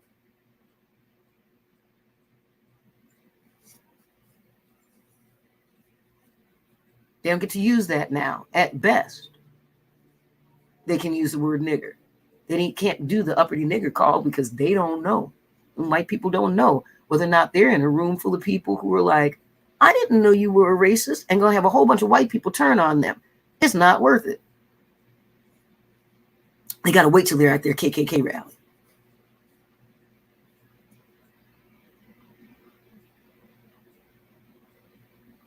I'm sorry for the hurt and the hard that those white people experienced.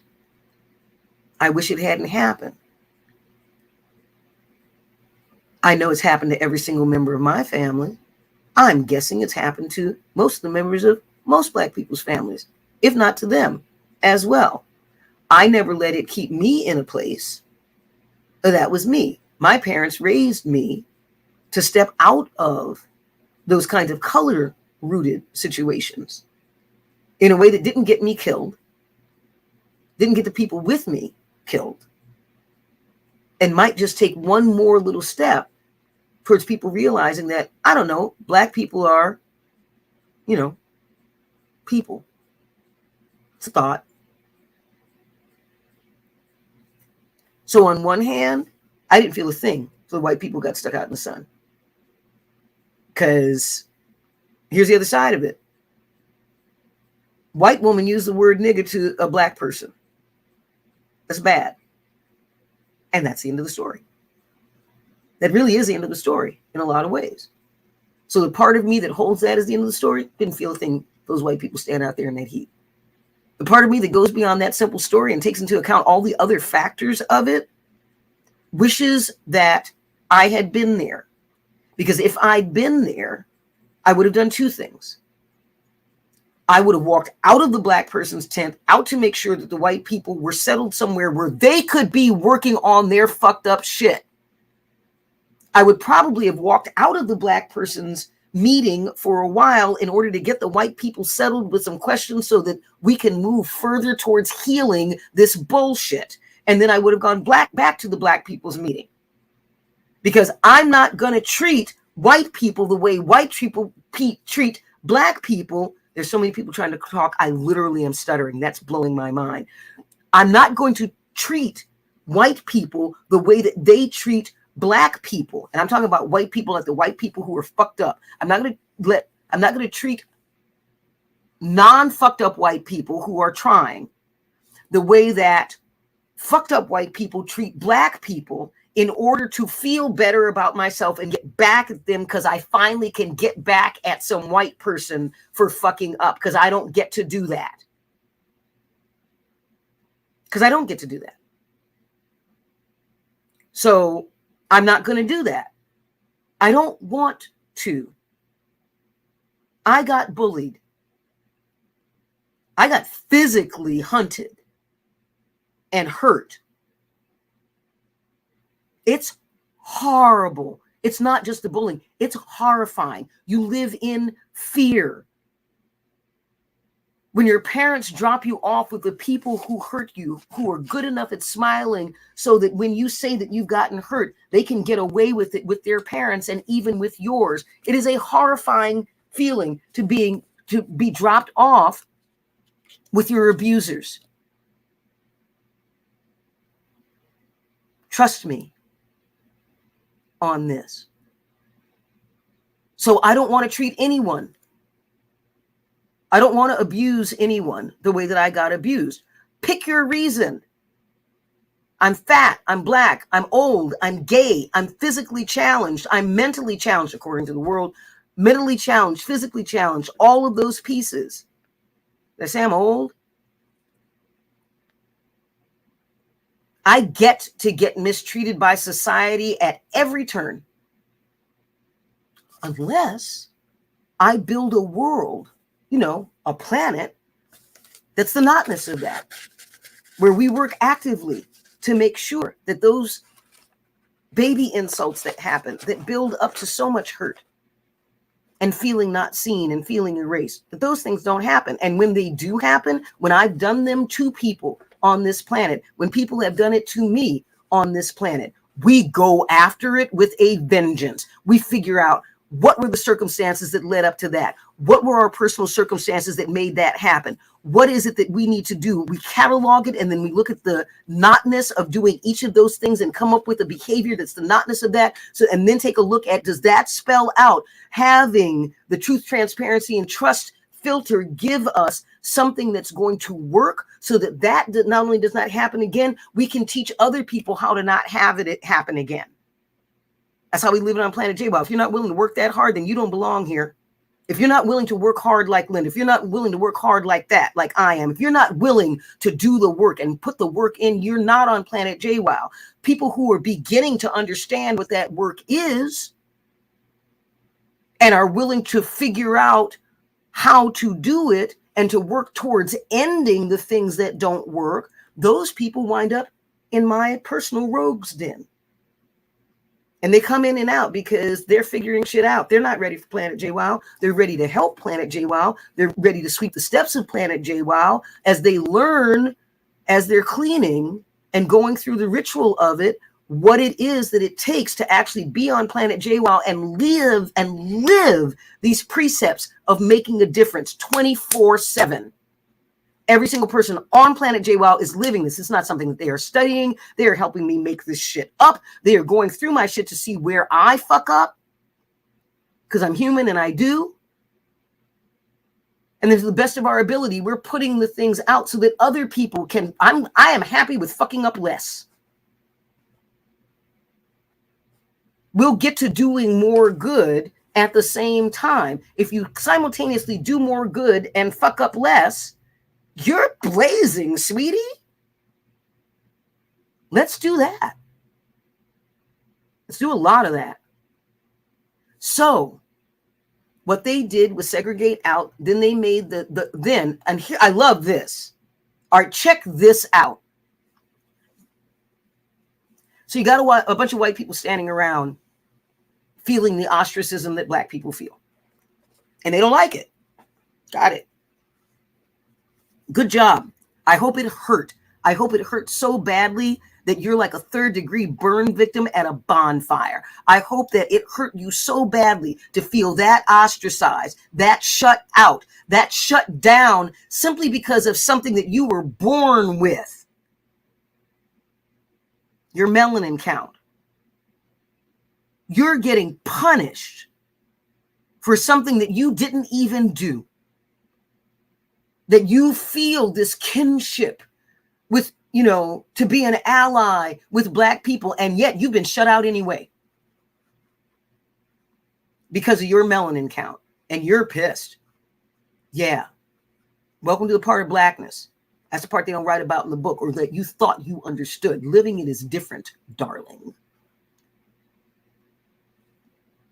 And then, instead of waiting and allowing black people, the black people who are working their asses off in there to figure out what to do, how to have something different happen out of this mess, because they're finally in a situation where they can be in their pain and their power together. Do you know how often that doesn't happen? Like, for real. Pain and power on a plantation, swear to God. They're in the process of putting all that together. They want to choose out of a place of power whether or not they are willing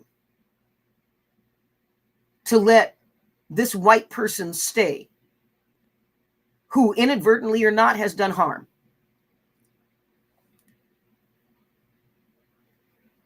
And the white people decide that the white person can't stay, that she needs to go, because they need somebody to be pinned with a scarlet letter. I didn't say that. I didn't read that. I'm not the bad white person there. I'm your ally. You're supposed to let me be in with you so I can work with you through all of this angst and be with you and be the good white person. I'm not the bad white person. Why are you mad at me? Okay, well, I'll fix this. I'm going to be part of the group that gets rid of the bad. Well, I'll show you how much of an ally I am. We're going to get rid of the white person for you, the offending white person. We did it for you. If that's not savior fucking behavior, I don't know what is. What gives you the right? You don't have a right to jack shit. You don't have a right. You don't have a right in this racial instance to decide a goddamn thing.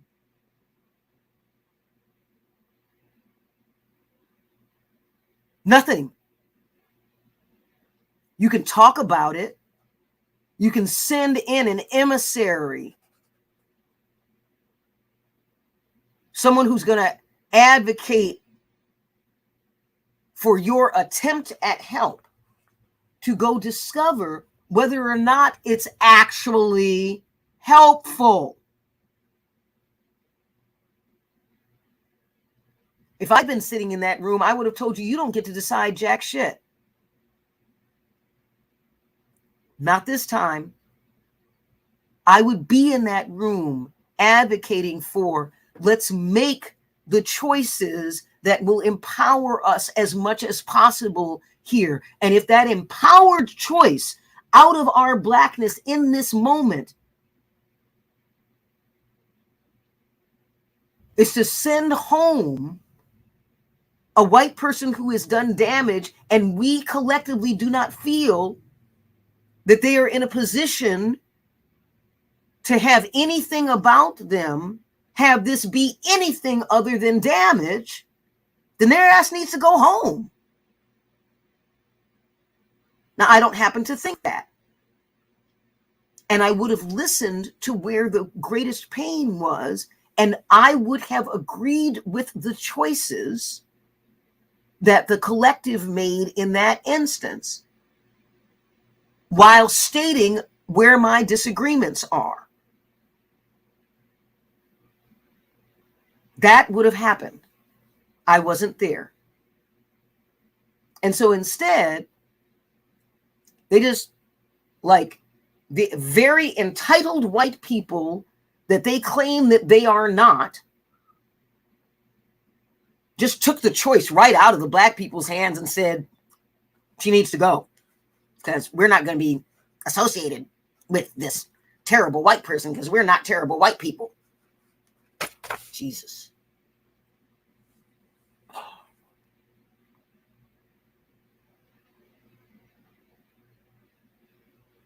And they get to be pissed. Whether they were active allies or not, they all got lumped together as if they were the enemy. Whether they'd spent their entire life trying to advocate for people or not. Their melanin count got all that blasted to nothing, and they all got lumped together because the whiteness itself was bad.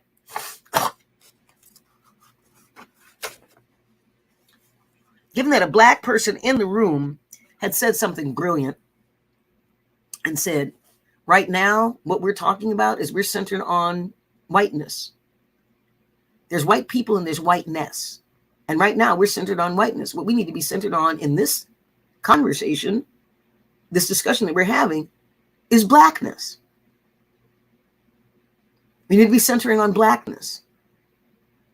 Centering on black people and blackness, not white people and whiteness. And those white people who made that choice to send that white person home without checking in with the black people about what they wanted to do about them, centering this entire thing on blackness and black people and healing the racial divide, they did what entitled white people always do. Took the choice right out of the black people's hands in order to save their face. That's not okay. And I know that there's another way to see it. We wanted to be helpful. We wanted to help black people, feel more comfortable. We don't want them feeling uncomfortable. I'm not a bad white person. I'm an ally. And if having someone who doesn't feel like an ally, if we need to get rid of them, then we'll get rid of them. It's the best intentions in the world, just like the white person with the best bridging intentions in the world. Your intentions don't mean shit. Black people's intentions have not meant shit to white culture for hundreds of years. Your intentions don't mean shit unless we as black people choose to have them mean something. I've made some choices. I choose for white people's intentions to mean something to me. It's a choice, sweetheart. And it's a choice I make most days, and there are days when I don't.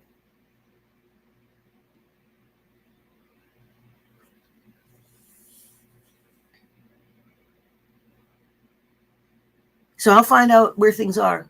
That's where things have been left. So what do ostracized white people get to learn? That was my original question. Whole bunch of stuff. I consider this to be a 2-hour class in analysis of a hyped up racial conflict that has devolved into literal segregation, with people who have the capacity to work through this, to come closer to racial equalization. Will that happen? I have no idea. Am I a part of the energetic of having it happen? You bet I am. And in the meantime, I want to do something about it. It's not me standing around twiddling my thumbs or having my thumbs up my ass or twiddling my thumbs up my ass. I'm not doing any of that. What I am doing is I'm saying, I'm not joking, y'all. Here's what I want to do about this. I want to have, if you can watch, this is a 2-hour class in how to analyze things from a Lewy perspective around this particular intersectional divide of racism. It's a 2-hour class. Take notes, folks. Because if your white ass can take notes from this and learn from this and take a look at your life and be really clear about the places where you do the things that I'm talking about, just not in this situation, where you stand by, where you don't stand up, where you don't speak up, where you haven't read the books, where you haven't really thought this through, where you figured that, well, since I don't deal with a lot of Black people, I don't have to look at this in myself. Because trust me, your ism around racism is going to be an ism about something else. We've all got it somewhere because we've been taught divisiveness. So where are you being divisive? And be real about it and then fix it. I don't need your guilt. I don't need your white fragility. I don't need your white guilt. I don't need your mea culpa beat on your chest, straight up Tarzan bullshit. I don't need it. I need you to fix shit. You're a white person who can open doors. You're a white person who, when they look you up and you send a letter, they'll see that you're white and wondering why you're advocating for, not white people. They'll see that you're female and wondering why you're advocating for gay men. They'll see that you're, whatever. That you're the notness. In order to be an ally, you have to be the notness of a thing. In order to be an advocate, you can be the thing. In order to be an ally, you're an ally when you're the notness of the thing and you're standing up for it.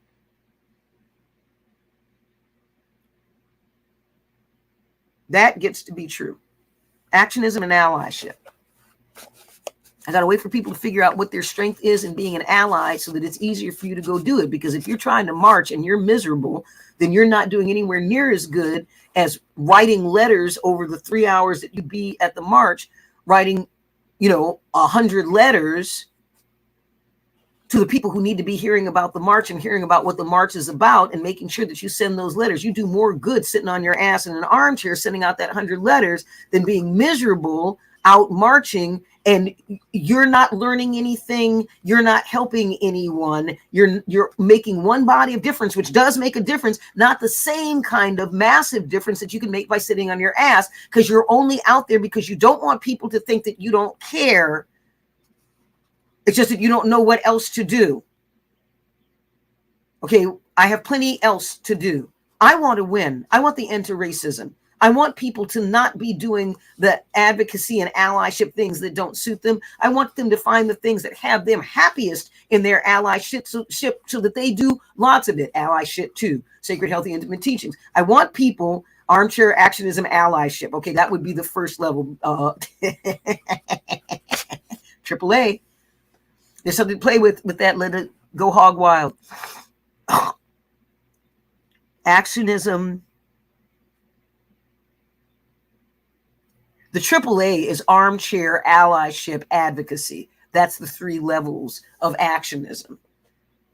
Okay. So here's what I'm doing about it, folks, in case you missed this earlier. Here's what I want you to do. I want you to look at your arm and figure out whether or not you're white. Okay.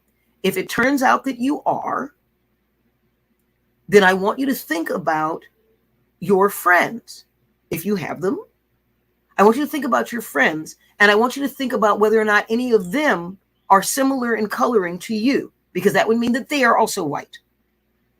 And if you are white with white friends and you are here because you hear something that could help you be the ally that you want to be, for whatever reason, whether it's around race or gender or whatever, I could give a shit. Animals, doesn't matter. children. If you want to be an ally and an advocate, and check your skin again, look down again. If you are a certain kind of pale and you present as what's called white in the society, and you're white and you have friends who are white who also would like to be allies and be great ones, get together.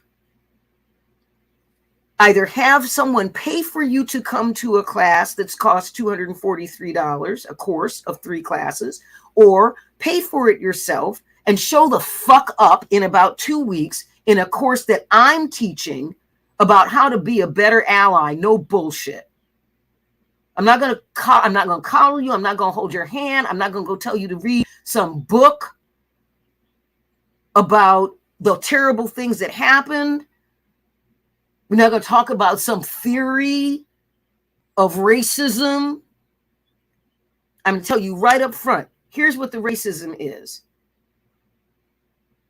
Do you automatically hate somebody because of their melanin count? That's it. Then you're racist. If you're like, people say, black people can't be racist because, you're not a racist for hating white people. That's bullshit. That's more divisive languaging. It generates the very righteousness that has got black people gripped by the throat because they're finally getting ink and speaking. And so they're speaking their rage and not even looking at what's next.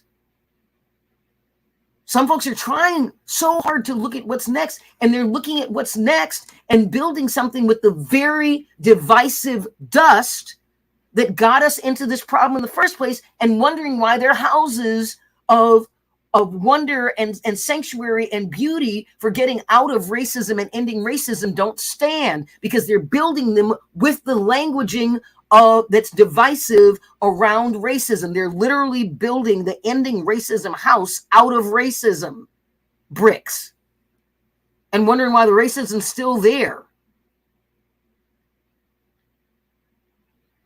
Are you a diversity, equity, and inclusion and inclusivity advocate with a business, booming business? I got something for you. Your diversity, your equity, and your inclusivity are all rooted in divisive languaging that does not take the divisiveness itself into account, lets it hide behind a mirror. I talk about diversiveness because I want people to think in terms of divisiveness, and I want there to be a balance of the very thing. Divisiveness is not division. Divisiveness is malicious, penetrative division of one thing from another, so that each of those things is smaller innately in itself and is damaged in the process. That's divisiveness. And divisiveness is acceptable. Angel food cake, devil's food cake. It's just this little bitty tiny insult. Any black person who has ever had a moment as they were eating devil's food cake and wondered why it's called devil's food cake, and had that moment when they looked over and it hit them, the angel food cake in the case was white and the devil's food cake is black, and they get it about how deep the systemic racism goes. Right down to how we name our cakes.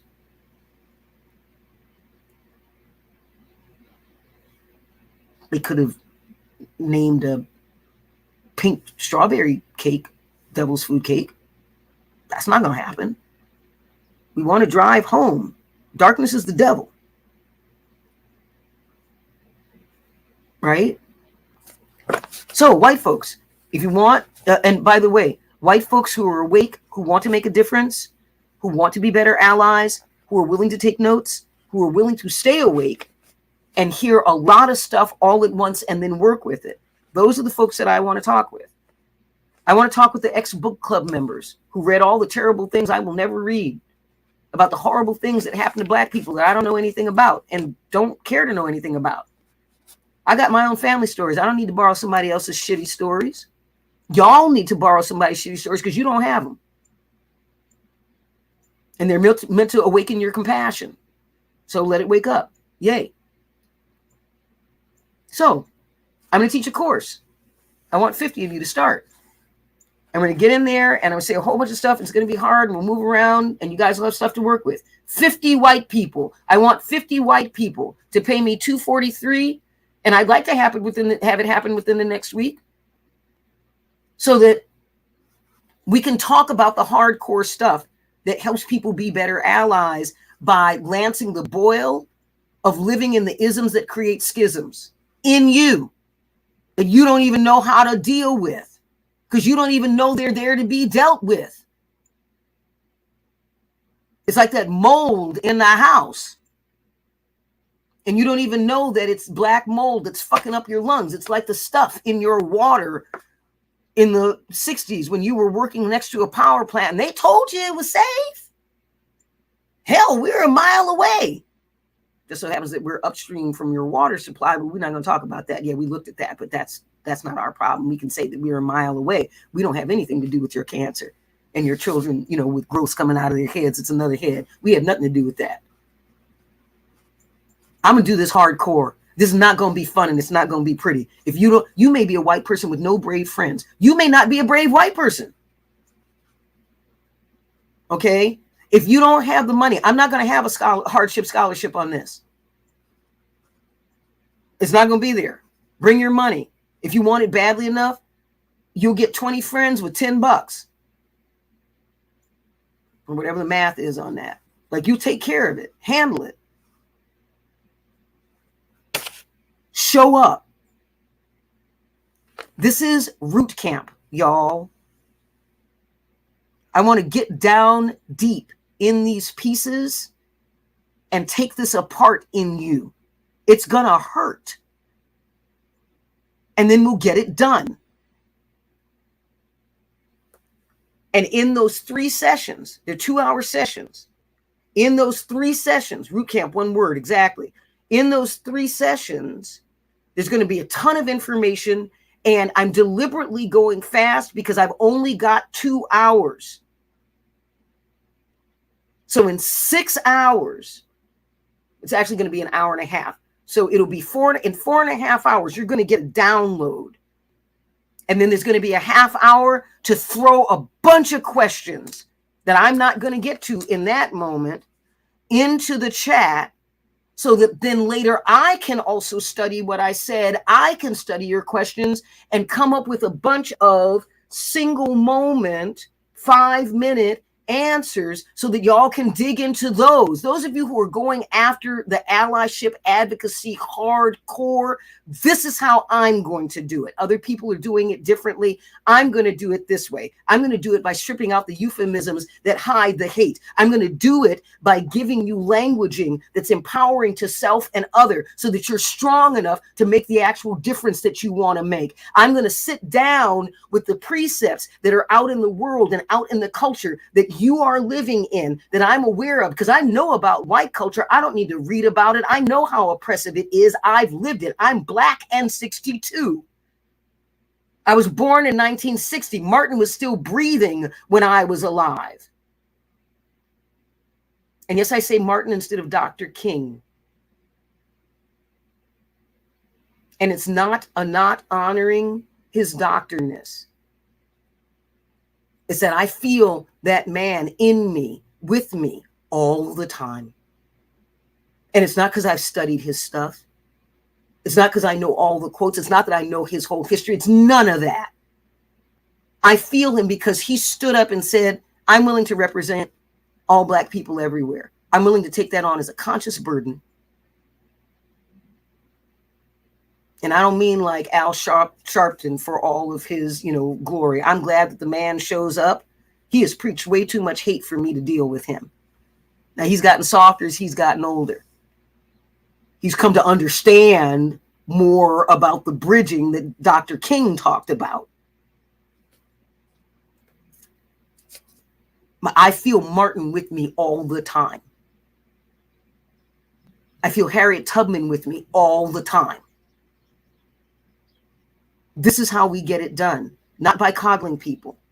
We get it done by taking apart the things that do not work, keeping the things out of the things that do not work, that can be that can be upcycled, recycled, composting what doesn't work. and moving forward. That's how we get it done.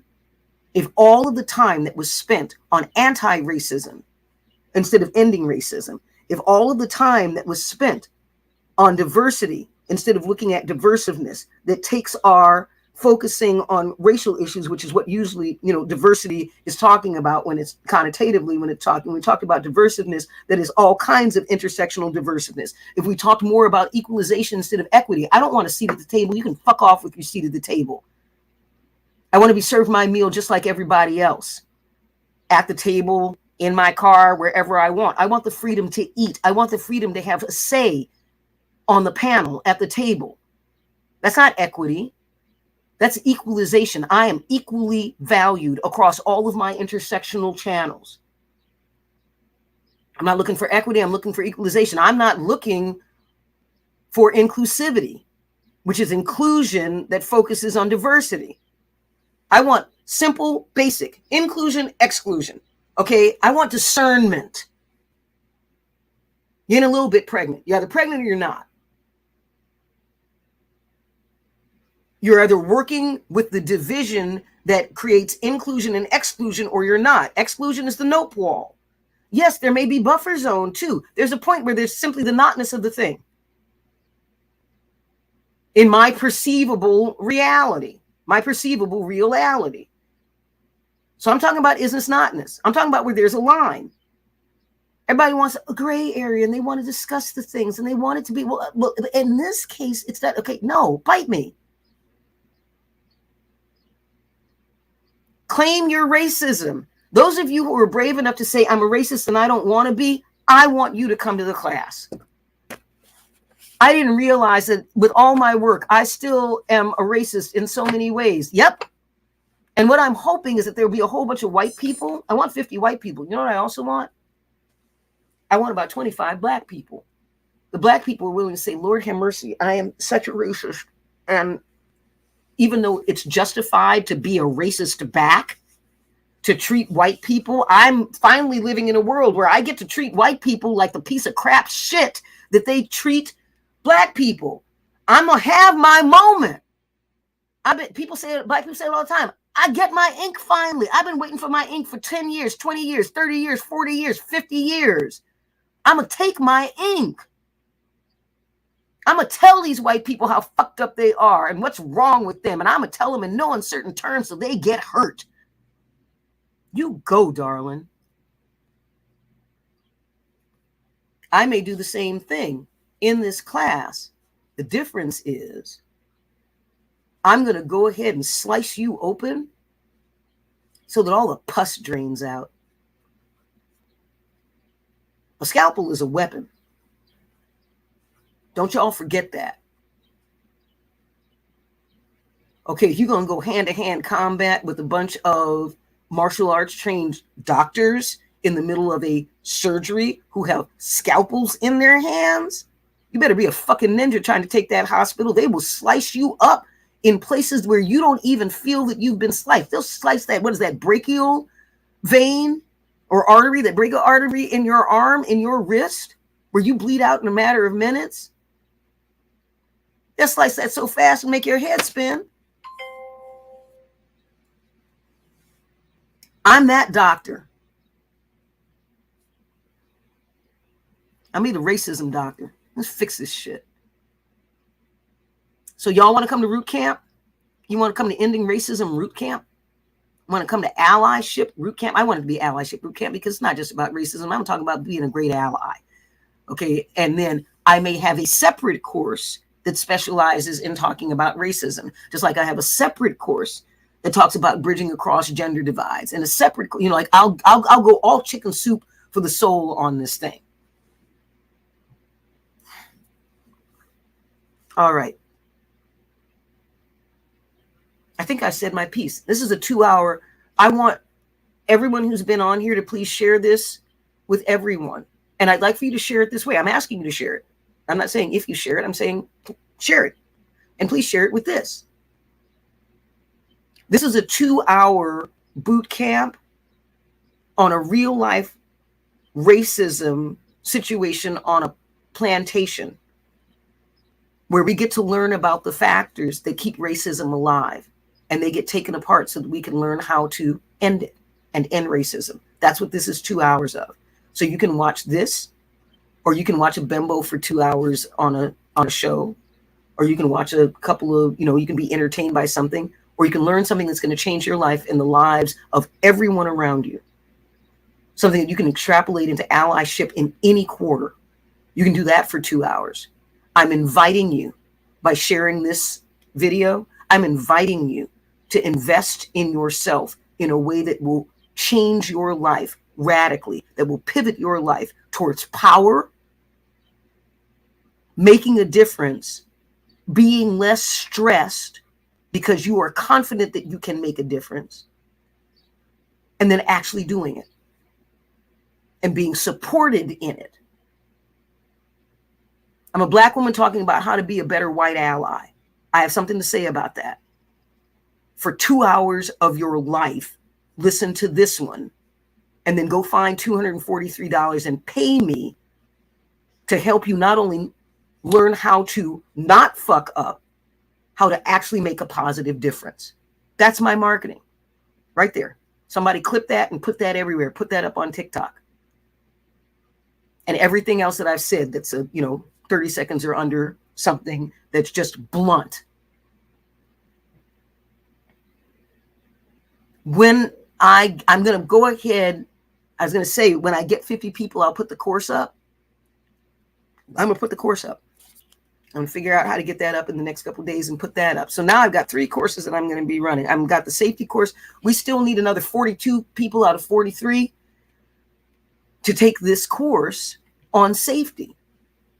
And so I want to talk about how that gets put out there. I've got a roots valuation course for learning what it is that you actually feel and think in your roots so that you can have better discernment. And I got to tell you, the course that I think is going to fill up, that I hope fills up the most, because in some ways it's the most urgent one, is this allyship, active allyship, the actions of allyship, because it's an actionism as opposed to activism, because you get more done. Maybe I'll do actionism, allyship for white people, and actionism, allyship for Black people, and then actionism, allyship out of those folks who take that class and throw those folks in a room together. Oh, that would be fun. Oh, so I could simultaneously run an experiment. I could run a Lewy experiment in public. Okay. All right, so here's what I'm going to do. I'm going to put out, I want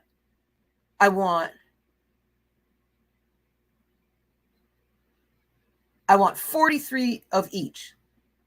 So I want 43 folks. I want 43 white people, white presenting people that take the root camp of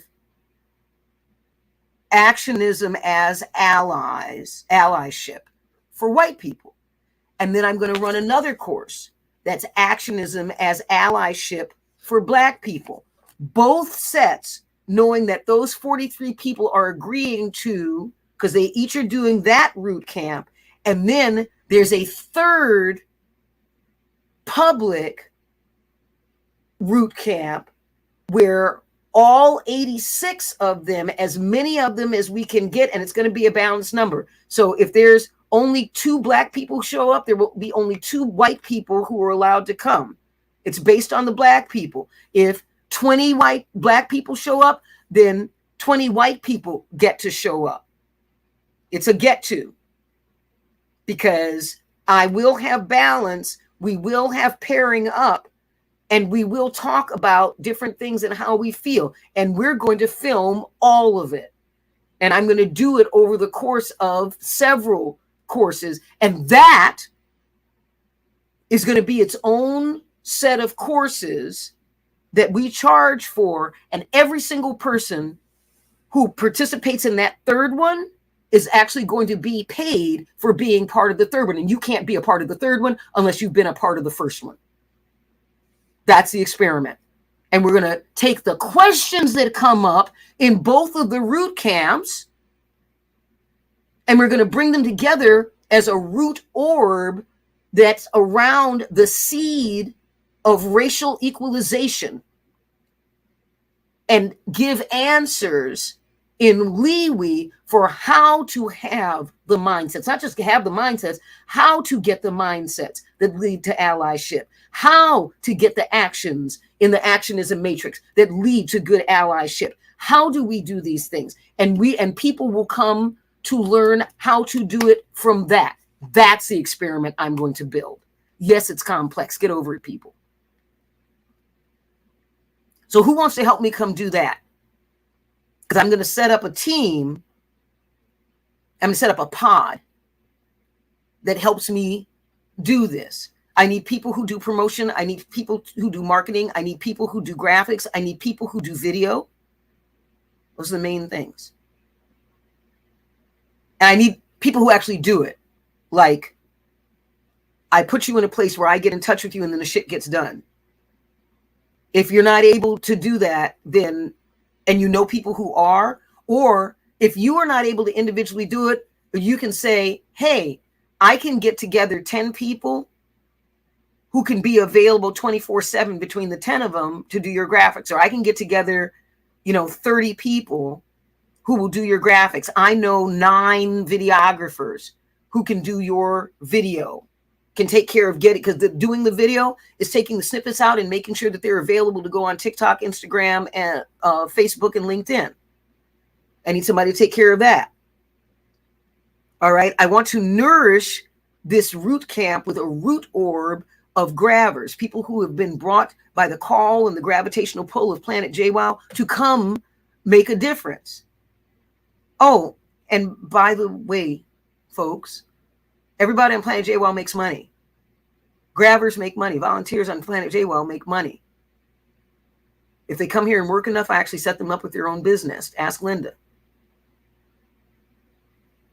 If they stay long enough, I actually get to set them up with their own business. People come in and out all the time. The ones who stay, every single one of them, every single person has a business that they are starting or living in, because that's how it works here. Grabbers are no different. If people volunteer, the people who get chosen to volunteer to help me, like, you get a yes. So you'll know if you've got a real yes if you're in the Rogues Den. Okay, everybody who's in the Rogues Den helping me on this particular project, when we get a year from now or whatever it takes to the point where we're making money off of that third program, then a portion of what I make off of that program, a percentage of that, is going to get split between every single person who volunteers and gets accepted. Now, if you volunteer, turn out to be an asshole, and you get fired, you get nothing. That's the way that works. That's all. I don't think that that's complicated. If you show up and then you can't do it any further, and you're not on for very long, and you showed up, you'll get a little something. Because I will be tracking who stays and works how intensely on what. Folks are going to get some amount, because I'm a spreadsheet freak. It's going to be a certain percentage of the time, and then literally I'm going to put in the money that I gift to grabbers who have helped, and according to your percentage of output, you're going to get some of that money as a thank you. Now, depending upon how much money it is, you may get $1 or 50 cents. You may get $10. Ooh. I don't know. Depends upon how many people you help get to this thing. Darling, if you're 0.01% of me making available, $1,000, $10,000 or something, you're going to get something. You're going to get something. This is what I really want to do. I need more hands, y'all. I need more active hands that are committed. I need folks to, now, I have folks that come in look around and go, oh, I'm so doing this. I'm so not ready for this right now. Okay, I need this, this, this, and this. Is that correct? I'm like, yeah. It's like, great. And then they go away and then they come back. And like, okay, I think I got the things for it this time. I think I'm ready. Okay, right? And I have folks who do that. That's great, because I'd rather have you be here and be ready than here and struggling. I want you to come and be ready and do shit. That's what I want. All right, so that's where I am. That was a lot, even for me. Okay. So my next step is to, I've got to get this, folks, it would be really convenient if some of the 43 people who are coming to the safety course, because I still feel y'all coming, you just haven't come yet. Let's practice getting people to the ally course by getting people to the safety course, because the people who take the ally course are going to need to take the safety course, because part of what it is to be an ally for the second level course. I'll teach the first level of the allyship course. But if you're doing second level course, you're also going to need to take the safety course, because I don't want to teach the safety course again to folks. Take the safety course. I'm going to get it so that it's, a video version. But if the video version isn't there yet, then come take the live version, because you're going to need what's in the safety course for the second level of the allyship course. That's how that gets to work. I got it that it's complicated for people. I'm not sorry. By being simplistic, and anyone who's listening to the beginning of this knows how I feel about that word, because I'm using it the way that it's meant. By being simplistic about things, we have dumbed down the human race. I'm not interested. Not interested. This feels simple to me and straightforward. If it feels complex and you really want it, then you'll figure out how to be here, live with the complexity, and learn. And if you're willing to do that, guess what? Eventually, this will feel simple to you, because it actually is simple. It's just that you haven't exercised. If this feels complex, you haven't exercised these particular muscles yet. We need the complexity in order not to repeat. We need to value our studies of complexity in a way that actually has us learn from them, in order to not repeat the mistakes that male-centric history is able to teach us. I'm not interested in history at all. His story, I got that down. Is-story, the story of isness, the I story of it, and they're spelled the same. That I'm interested in. There's no gender, there's no color, there's no intersectional anything. It's simply your individuated isness and the story of it. And that includes everybody. Anybody who wants to insist on its history, and I've offered you is-story, you have just credentialized yourself as somebody who doesn't need to work with me. If you're rooted in that and you can't see the magnificence of opening up our past with our languaging to everyone as being valid, if that's a threat to your existence, if that is the kind of existential threat to you that you can't teach yourself how to use a different word that would actually open doors for people who speak with you, I'm not your person. There's somebody who needs to work with you at a much more basic level. And I wish you all the best, because there are people who will work with you at that basic level. I'm not one of them. I'm here for the people who've actually done their work prior to coming to me. And at some point, they hadn't done their work and they were you. Great. Now they're not you. They did their work.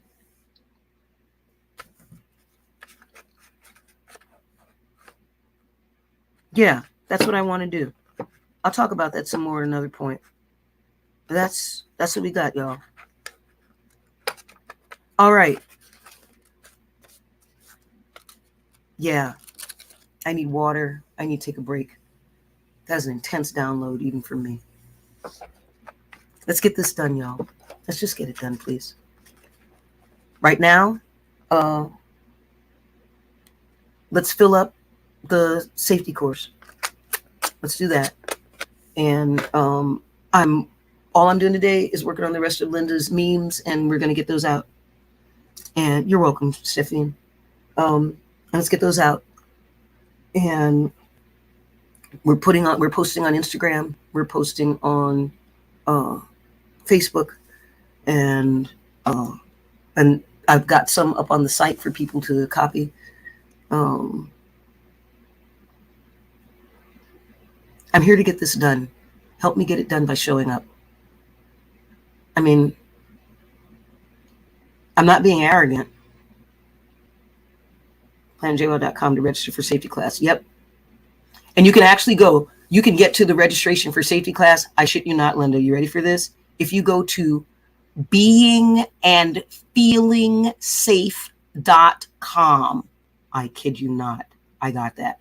beingandfeelingsafe.com will get you to registration for the course. The course starts on the 17th. Let me go ahead and talk about that.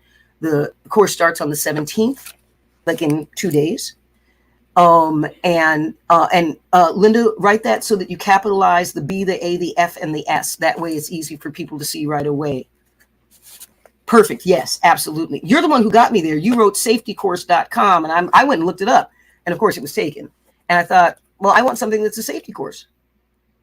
And then that came to me, and I couldn't believe it was available, and I bought it. I've got beingandfeelingsafe.com.net.org, because eventually I'll have I'll have a nonprofit organization called Being and Feeling Safe. So I have it in advance. All right. Perfect. Beingandfeelingsafe.com. Please go register, y'all. I don't remember what the pricing is. I think it's 4 classes, and I think it's $397. I think it's $240. It is. It's $243 for the 4 classes, and it's $397 if you and another person come. So if you come with a buddy, you're getting it for less than $200.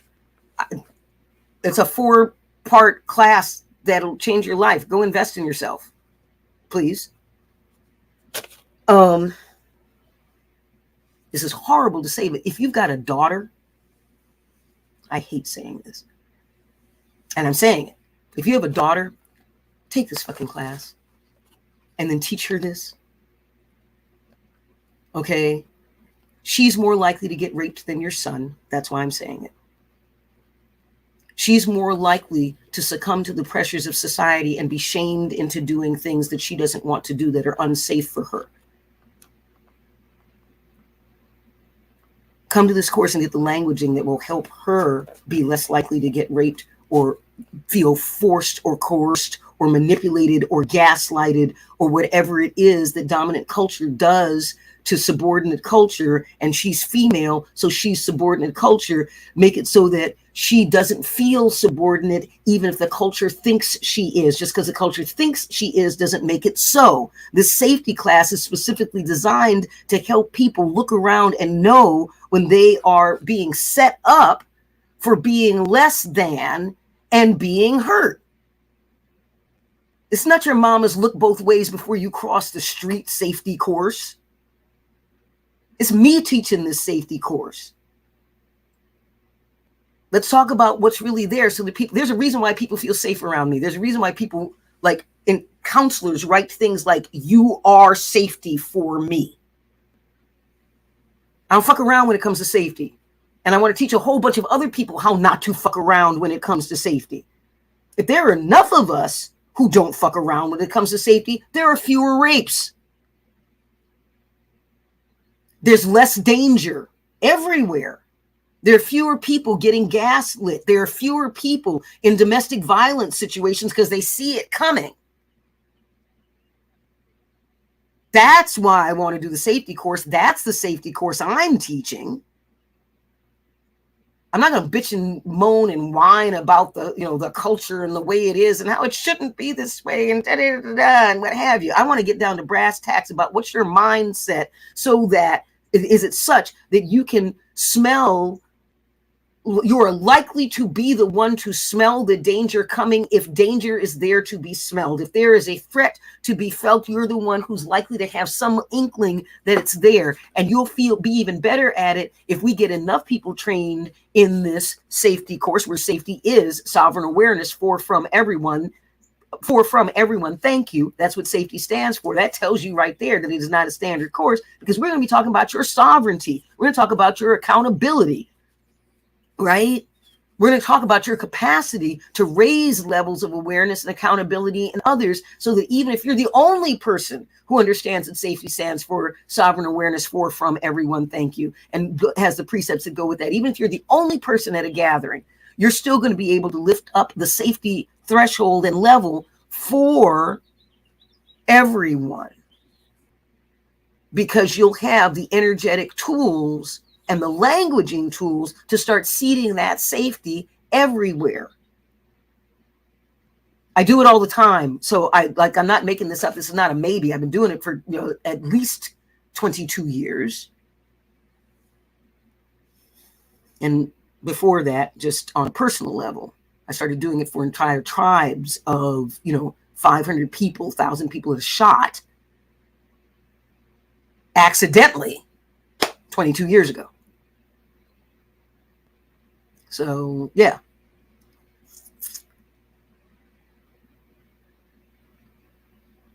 All right, I'm done. Thank you, everybody. This was amazing. Let's do the 24-second prayer. Y'all know the drill. Let me get my little timer here. Yep, there we go. All right. This has been incredibly powerful. Thank you for your listening. Thank you for taking it in. Let's take this moment of feeling like we get to make a difference, because we know we do. What I've said right now, white people listening, that difference that you ache to make, let's not fuck it up and have you make it. Be in your power in this moment, because you actually get to make it. And I want to help you navigate it so that you actually get to make that difference. And I simply want a whole bunch of you, tens and tens of thousands of you. I'm not exaggerating. I want to do classes of 1,000 people at a shot, and just get the beginnings of this out in the world everywhere. Get it out everywhere, so that people are starting to feel empowered everywhere they look. That's what I'm looking to do. Help me do that, please. That's the first step. Okay? So we're holding our power. That kind of power, like no bullshit. I can take a single step and make a massive difference across the globe. That's kind of power. That's what you're getting to do. And that's what we get to do together. Let's have that power together in this moment and hold it. I am calling people. Y'all get in here and sign up. Bring your money. Pay me to help you up-level your life and the lives of everyone around you, including your kids and your parents. Come pay me to help you do that. All right? That's it. Here we go. Be in that power of making the difference for yourselves in a way that's actually going to let you make the difference that you want to make, in the way you want to make it. Okay? That power. That's what we're holding right here, right now, in this place, together. You ready? On the count of 3. 1, 2, 3.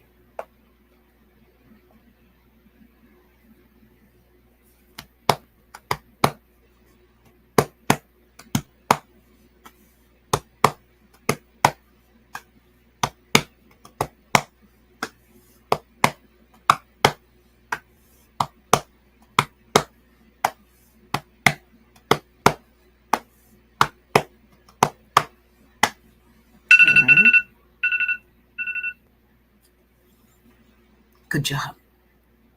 I'm going to go make some memes. Please look out for them. Please share them everywhere. Please, for the next, whatever it is, until the 17th, however many hours, please just talk with everyone that you talk with. Every time you talk with somebody, please just make a note. Hey, this is an amazing class. I'm looking at taking it. I hope that you take it. This is what it costs. Da, da, da, da. And tell them to tell me that you sent them. Okay? Let's get this loaded and let's get the change made. All right? Thanks a bunch, y'all. Take good care. I'll be in touch soon. All right. I'm JWoww of Planet JWoww, and we are a tribe-sourced human. This is our legend that we're building together, sweet ones. Thank you so much. Sticking to it. Till soon. Bye-bye.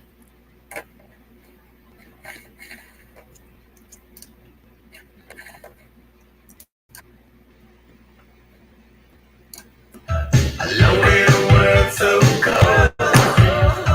Maybe I'm just too demanding. Maybe I'm just like my father, Too bold. maybe I'm just like my mother. Chair dance time, y'all. She's never satisfied. She's never satisfied. I see the Purple Hearts.